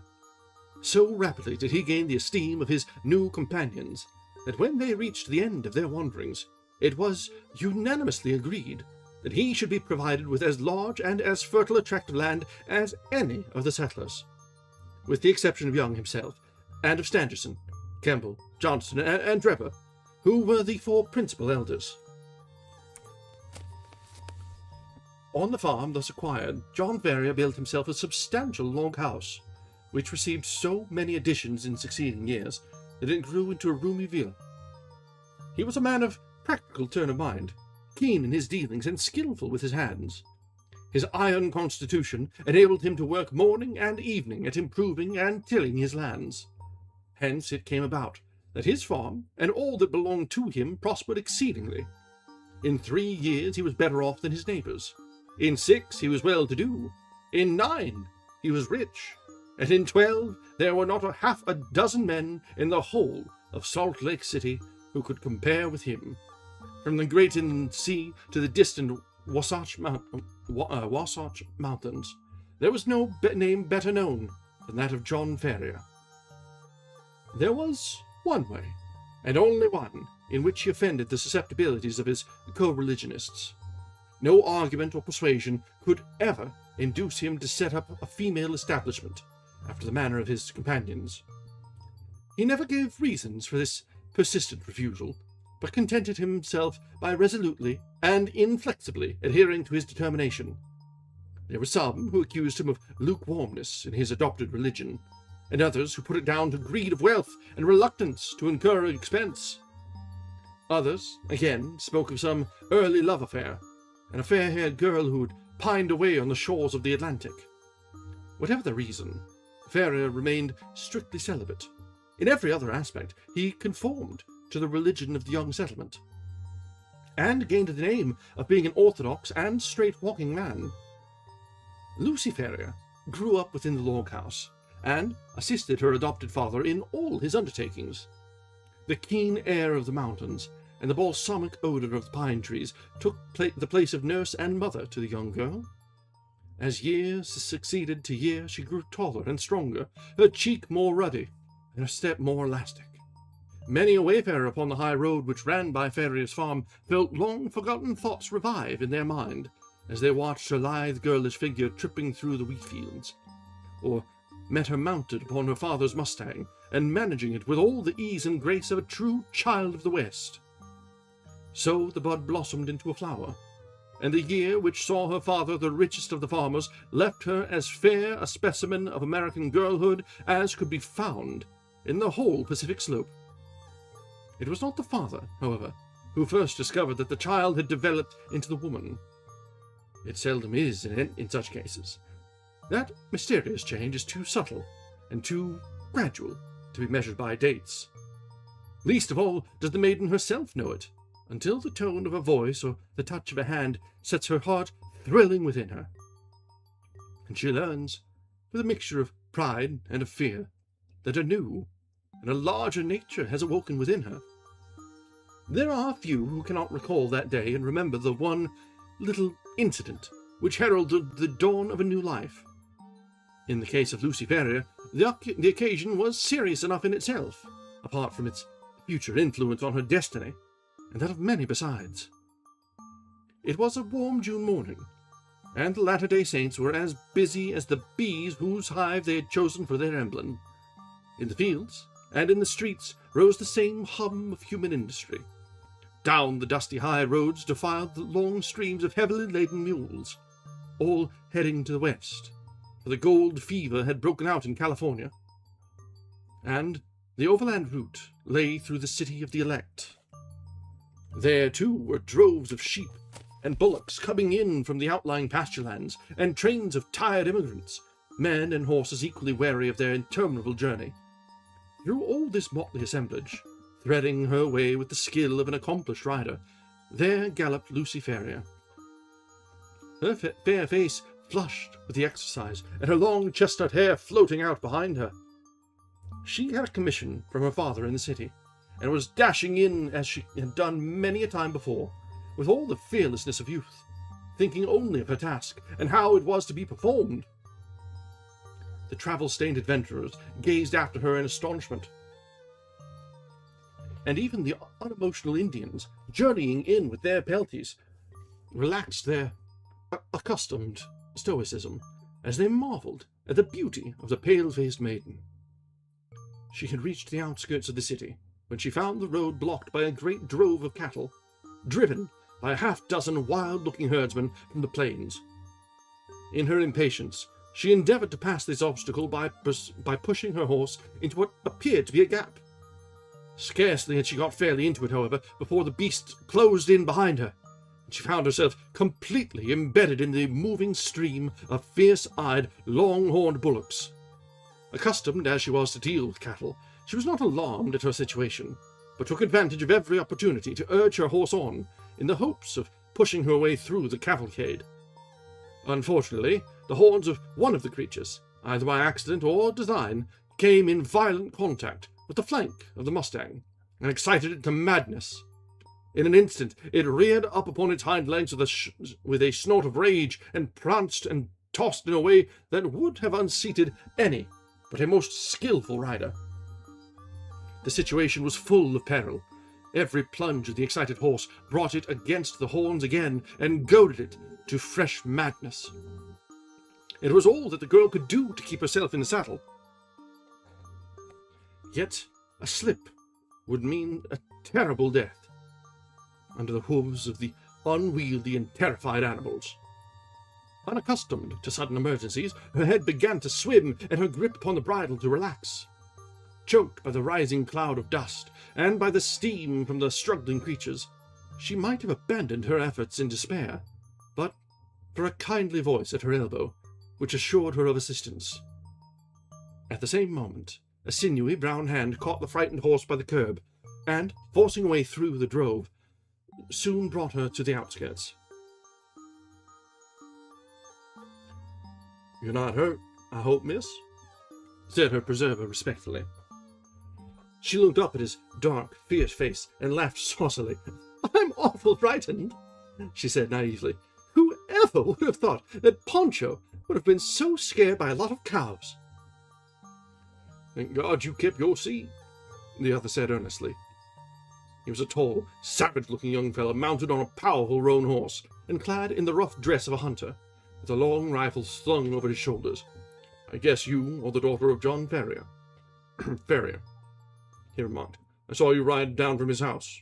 When you see him, ask him if he remembers the Jefferson Hopes of St. Louis. If he's the same Ferrier, my father and he were pretty thick." "Hadn't you better come and ask yourself?" she asked demurely. The young fellow seemed pleased at the suggestion, and his dark eyes sparkled with pleasure. "I'll do so," he said. "We've been in the mountains for 2 months, and are not over and above in visiting condition. He must take us as he finds us." "He has a good deal to thank you for, and so have I," she answered. "He's awful fond of me. If those cows had jumped on me, he'd never have got over it." "Neither would I," said her companion. "You? Well, I don't see that it would make much matter to you, anyhow. You ain't even a friend of ours."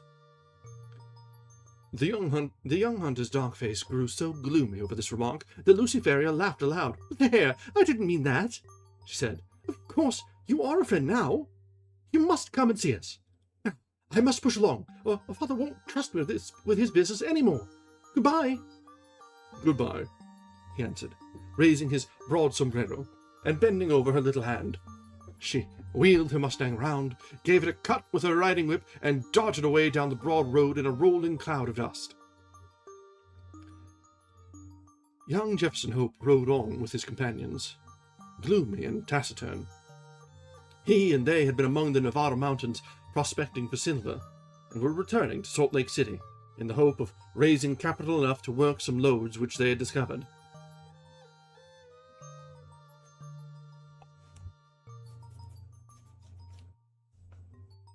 He had been as keen as any of them upon the business, until this sudden incident had drawn his thoughts into another channel. The sight of the fair young girl, as frank and wholesome as the Sierra breezes, had stirred his volcanic, untamed heart to its very depths. When she had vanished from his sight, he realized that a crisis had come in his life, and that neither silver speculations nor any other questions could ever be of such importance to him as this new and all-absorbing one. The love which had sprung up in his heart was not the sudden, changeable fancy of a boy, but rather the wild, fierce passion of a man of strong will and imperious temper. He had been accustomed to succeed in all that he undertook. He swore in his heart that he would not fail in this if human effort and human perseverance could render him successful.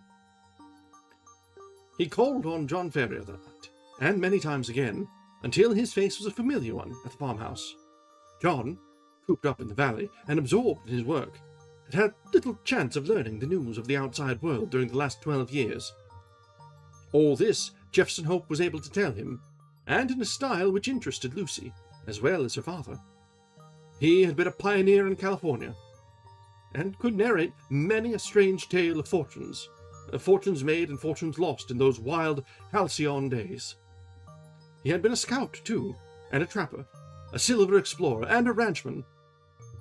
Wherever stirring adventures were to be had, Jefferson Hope had been there, in search of them. He soon became a favourite with the old farmer, who spoke eloquently of his virtues. On such occasions, Lucy was silent, but her blushing cheek and her bright, happy eyes showed only too clearly that her young heart was no longer her own. Her honest father may not have observed these symptoms, but they were assuredly not thrown away upon the man who had won her affections. It was a summer evening when he came galloping down the road and pulled up at the gate. She was at the doorway, and came down to meet him. He threw the bridle over the fence and strode up the pathway. "I am off, Lucy," he said, taking her 2 hands in his, and gazing tenderly down into her face. "I won't ask you to come with me now, but will you be ready to come when I am here again?" "And when will that be?" she asked, blushing and laughing. "A couple of months at the outside. I'll come and claim you then, my darling. There's no one who can stand between us." "And how about father?" she asked. "He has given his consent, provided we get these mines working all right. I have no fear on that head." "Oh, well, of course, if you and father have arranged it all, there's no more to be said," she whispered, with her cheek against his broad breast. "Thank God," he said hoarsely, stooping and kissing her. "It is settled then. The longer I stay, the harder it will be to go. They are waiting for me at the canyon. Wow, why did it not click that it was canyon when we read that earlier? Goodbye, my own darling. Goodbye. In 2 months, you shall see me." He tore himself away as he spoke, and, flinging himself upon his horse, galloped furiously away, never even looking round, as though afraid that his resolution might fail him if he took one glance at what he was leaving. She stood at the gate, gazing after him until he vanished from her sight. Then she walked back into the house, the happiest girl in all Utah.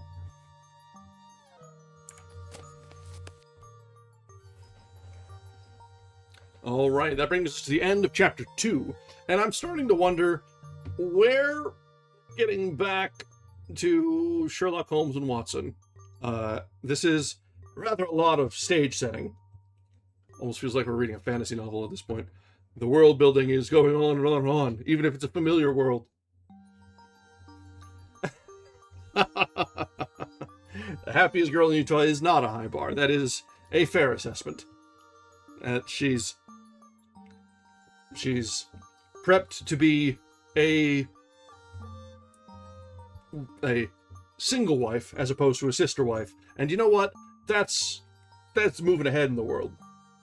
That's in Utah terms, that's a rare luxury for the settlement of the original Utah.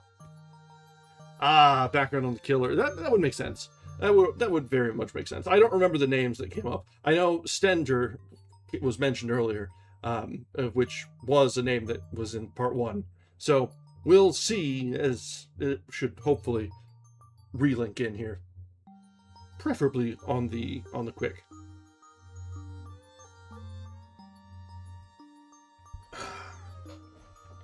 All right, Chapter 3. John Ferrier talks with the prophet. 3 weeks had passed since Jefferson Hope and his comrades had departed from Salt Lake City. John Ferrier's heart was sore within him when he thought of the young man's return, and of the impending loss of his adopted child. Yet her bright and happy face reconciled him to the arrangement more than any argument could have done. He had always determined, deep down in his resolute heart, that nothing would ever induce him to allow his daughter to wed a Mormon. Such a marriage he regarded as no marriage at all, but as a shame and a disgrace. Arthur Conan Doyle cannot stop winning. We have had a lot of good luck with some very, very based authors recently. Walt Whitman was just constantly winning. Arthur Conan Doyle, I'm having a hard time finding anything to disagree with here. Whatever he might think of the Mormon doctrines, upon that one point he was inflexible. He had to seal his mouth on the subject, however, for to express an unorthodox opinion was a dangerous matter in those days in the land of the saints. Yes, a dangerous matter. So dangerous that even the most saintly dared only whisper their religious opinions with bated breath, lest something which fell from their lips might be misconstrued, and bring down a swift retribution upon them.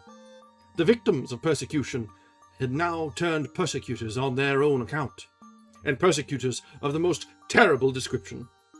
Not the Inquisition of Seville, nor the German Wehrmacht, nor the secret societies of Italy, were ever able to put a more formidable machinery in motion than that which cast a cloud over the state of Utah. Its invisibility, and the mystery which was attached to it, made this organization doubly terrible. It appeared to be omniscient and omnipotent, and yet was neither seen nor heard. The man who held out against the church vanished away, and none knew whither he had gone, or what had befallen him. His wife and his children awaited him at home, but no father ever returned to tell them how he had fared at the hands of his secret judges. A rash word or a hasty act was followed by annihilation, and yet none knew what the nature might be of this terrible power which was suspended over them. No wonder that men went about in fear and trembling, and that even in the hearts of the wilderness they dared not whisper the doubts which oppressed them. At first, this vague and terrible power was exercised only upon the recalcitrants, who, having embraced the Mormon faith, wished afterwards to pervert or to abandon it. Soon, however, it took a wider range. The supply of adult women was running short, and polygamy without a female population on which to draw was a barren doctrine indeed. Strange rumors began to be bandied about, rumors of murdered immigrants and rifled camps in the regions where Indians had never been seen. Fresh women appeared in the harems of the elders, women who pined and wept, and bore upon their faces the traces of an unextinguishable horror. Belated wanderers upon the mountains spoke of gangs of armed men, masked, stealthy, and noiseless, who flitted by them in darkness. These tales and rumors took substance and shape, and were corroborated and re-corroborated, until they resolved themselves into a definite name. To this day, in the lonely ranches of the West, the name of the Danite Band, or the Avenging Angels, is a sinister and an ill-omened one. Fuller knowledge of the organization which produced such terrible results served to increase rather than to lessen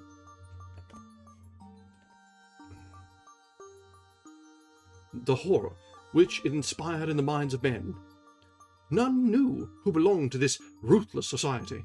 The names of the participators in the deeds of violence and blood and violence done under the name of religion were kept profoundly secret.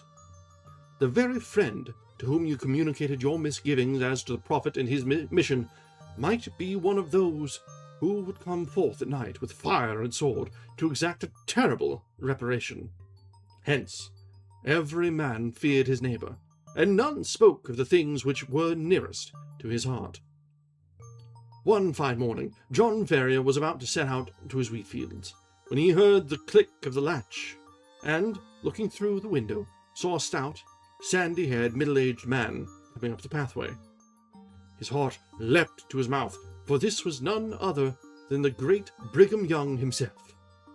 Full of trepidation, but he knew that such a visit boded him little good, Ferrier ran to the door to greet the Mormon chief.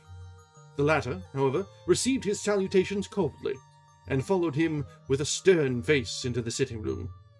"Brother Ferrier," he said, taking a seat and eyeing the farmer keenly from under his light-colored eyelashes, "the true believers have been good friends to you. We picked you up when you were starving in the desert. We shared our food with you, led you safe to the chosen valley, gave you a goodly share of land, and allowed you to wax rich under our protection. Is not this so?" "It is so," answered John Ferrier. "In return for all this, we ask but one condition. That was, that you should embrace the true faith, and conform in every way to its usages. This you promised to do, and this, if common report says truly, you have neglected." "And how have I neglected it?" asked Ferrier, throwing out his hands in expostulation. "Have I not given to the common fund? Have I not attended at the temple? Have I not—" "Where are your wives?" asked Young, looking round him. "Call them in, that I may greet them." "It is true that I have not married," Ferrier answered, "but women were few, and there were many who had better claims than I. I was not a lonely man. I had my daughter to attend to my wants." "It is of that daughter that I would speak to you," said the leader of the Mormons. "She has grown to be the flower of Utah, and has found favor in the eyes of many who are high in the land." John Ferrier groaned internally. "There are stories of her which I would fain disbelieve. Stories that she is sealed to some Gentile. This must be the gossip of idle tongues. What is the 13th rule in the code of the sainted Joseph Smith? Let every maiden of the true faith marry one of the elect, for if she wed a Gentile, she commits a grievous sin. This being so, it is impossible that you, who profess the Holy Creed, should suffer your daughter to violate it." John Ferrier made no answer, but he played nervously with his riding-whip. "Upon this one point your whole faith shall be tested. So it has been decided in the sacred council of four. The girl is young. We would not have her wed gray hairs, neither would we deprive her of all choice. We elders have many heifers. Holy shit! Holy shit! But our children must also be provided.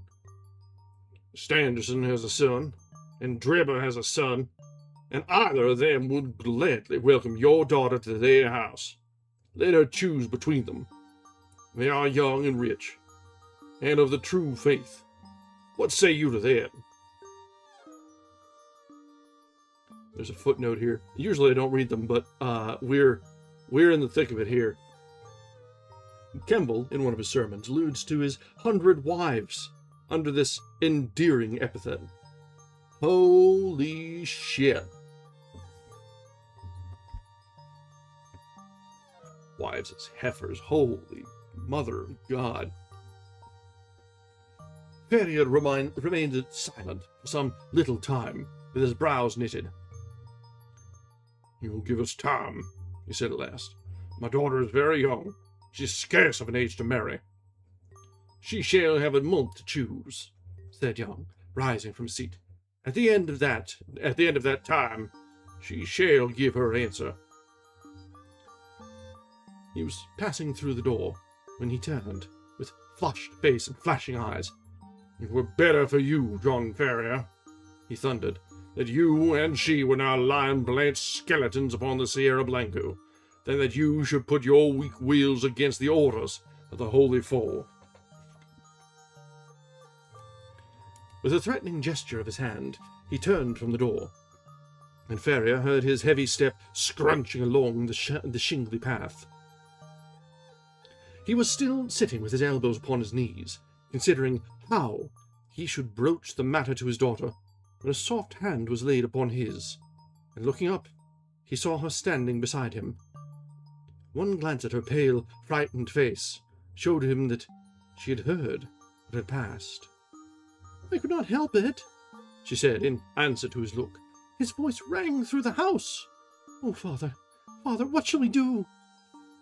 "Don't you scare yourself," he answered, drawing her to him, and passing his broad, rough hand caressingly over her chestnut hair. "We'll fix it up somehow or other. You don't find your fancy kind of lessening for this chap, do you?" A sob and a squeeze of his hand was her only answer. "No, of course not. I shouldn't care to hear you say you did. He's likely, lad. He's a Christian, which is more than these folk here, in spite of all their praying and preaching. There's a party starting for Nevada tomorrow. I'll manage to send him a message letting him know the whole weary. If I know anything of that young man, he'll be back here with a speed that would whip electro-telegraphs." Lucy laughed through her tears at her father's description. "When he comes, he will advise us for the best. But it's for you that I'm frightened, dear. One hears such dreadful stories about those who oppose the prophet. Something terrible always happens to them." "But we haven't opposed him yet." Her father, we messed them up. "But we haven't opposed him yet," her father answered. "It will be time to look out for squalls when we do. We have a clear month before us.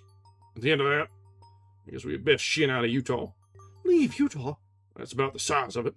"But the farm?" "We'll raise as much as we can in money, and let the rest go. Tell the truth, Lucy, it isn't the first time I thought of doing it.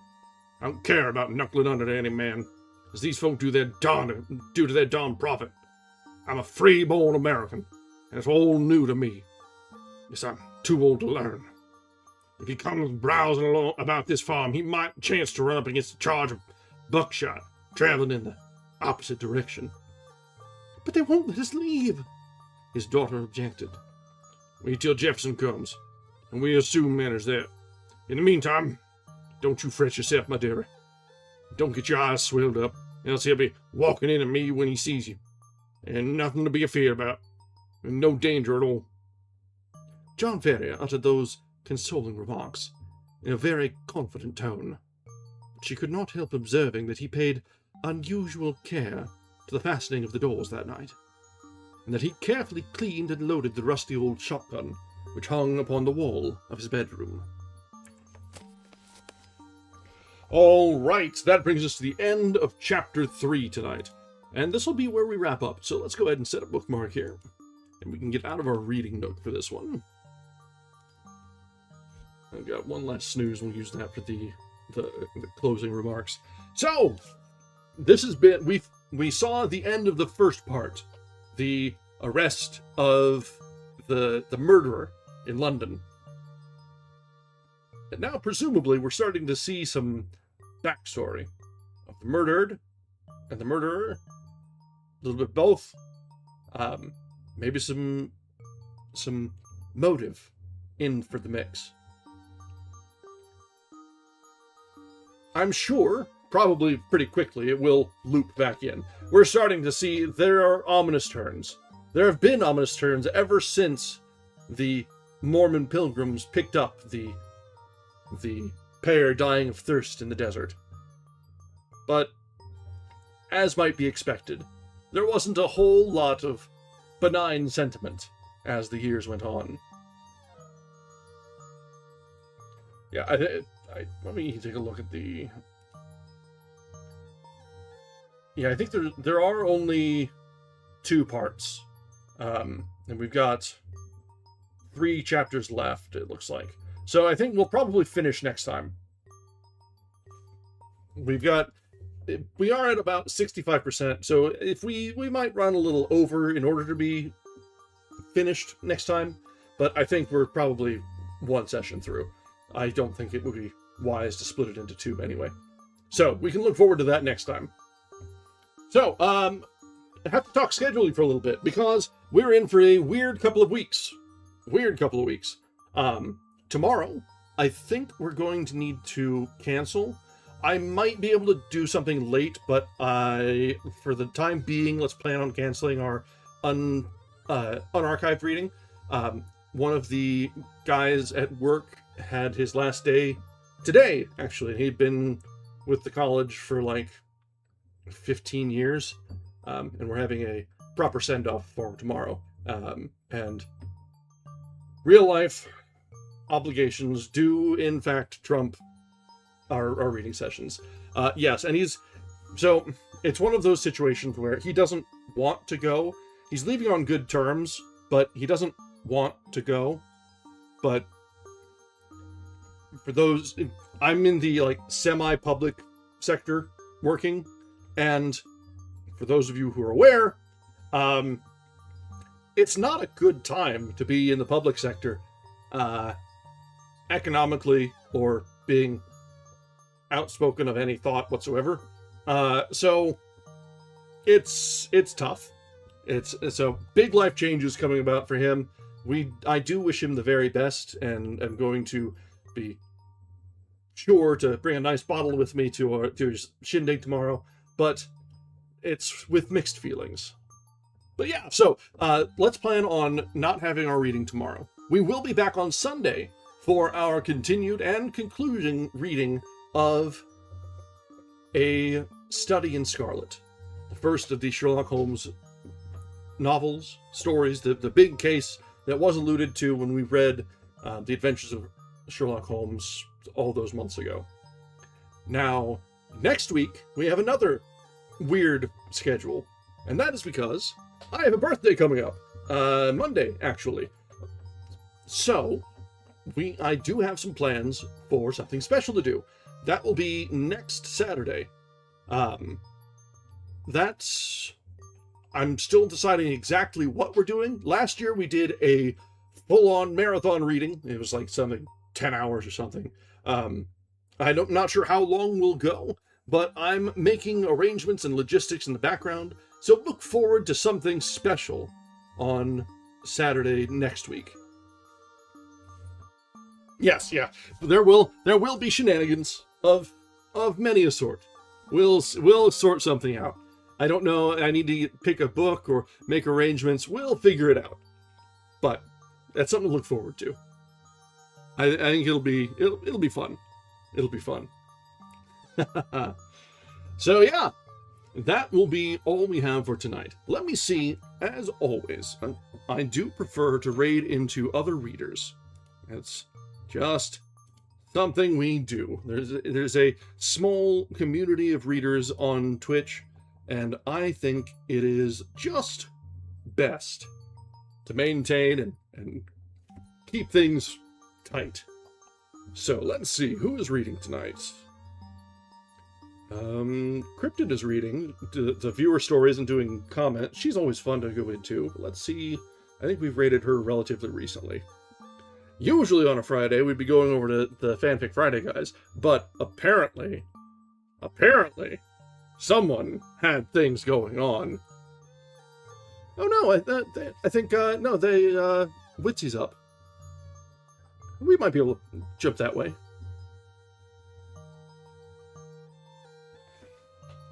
Let's see, looking about. We've been to EM recently. Yeah. Witsy and Celia are both up. So okay, yeah, let's send that way. They raided into us at the start, so we can only return the favor. It's only right. It's only right. So let's see. You know what? I see the two of them are up, and funny enough, I have a coin at my desk. So let's see. Alright, we'll be going to Celia tonight.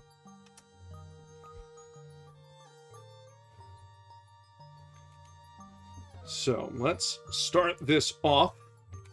As always, let's have our regular rundown. We always stream both on Twitch and YouTube. Those of you who are on YouTube, if you haven't, a subscription to the channel and a like on the streams go a very long way toward convincing the algorithm to send us new friends. If you're on Twitch, thanks for joining us.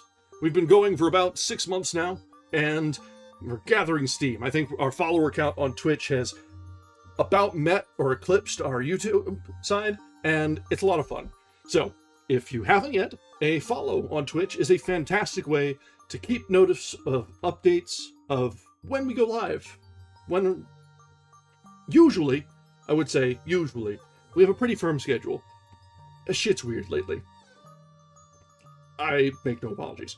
But we'll get back to our regular schedule as posted, and generally, we'll have some fun. So, as always, thank you very much for joining us, and I hope you have a lovely evening. Good night.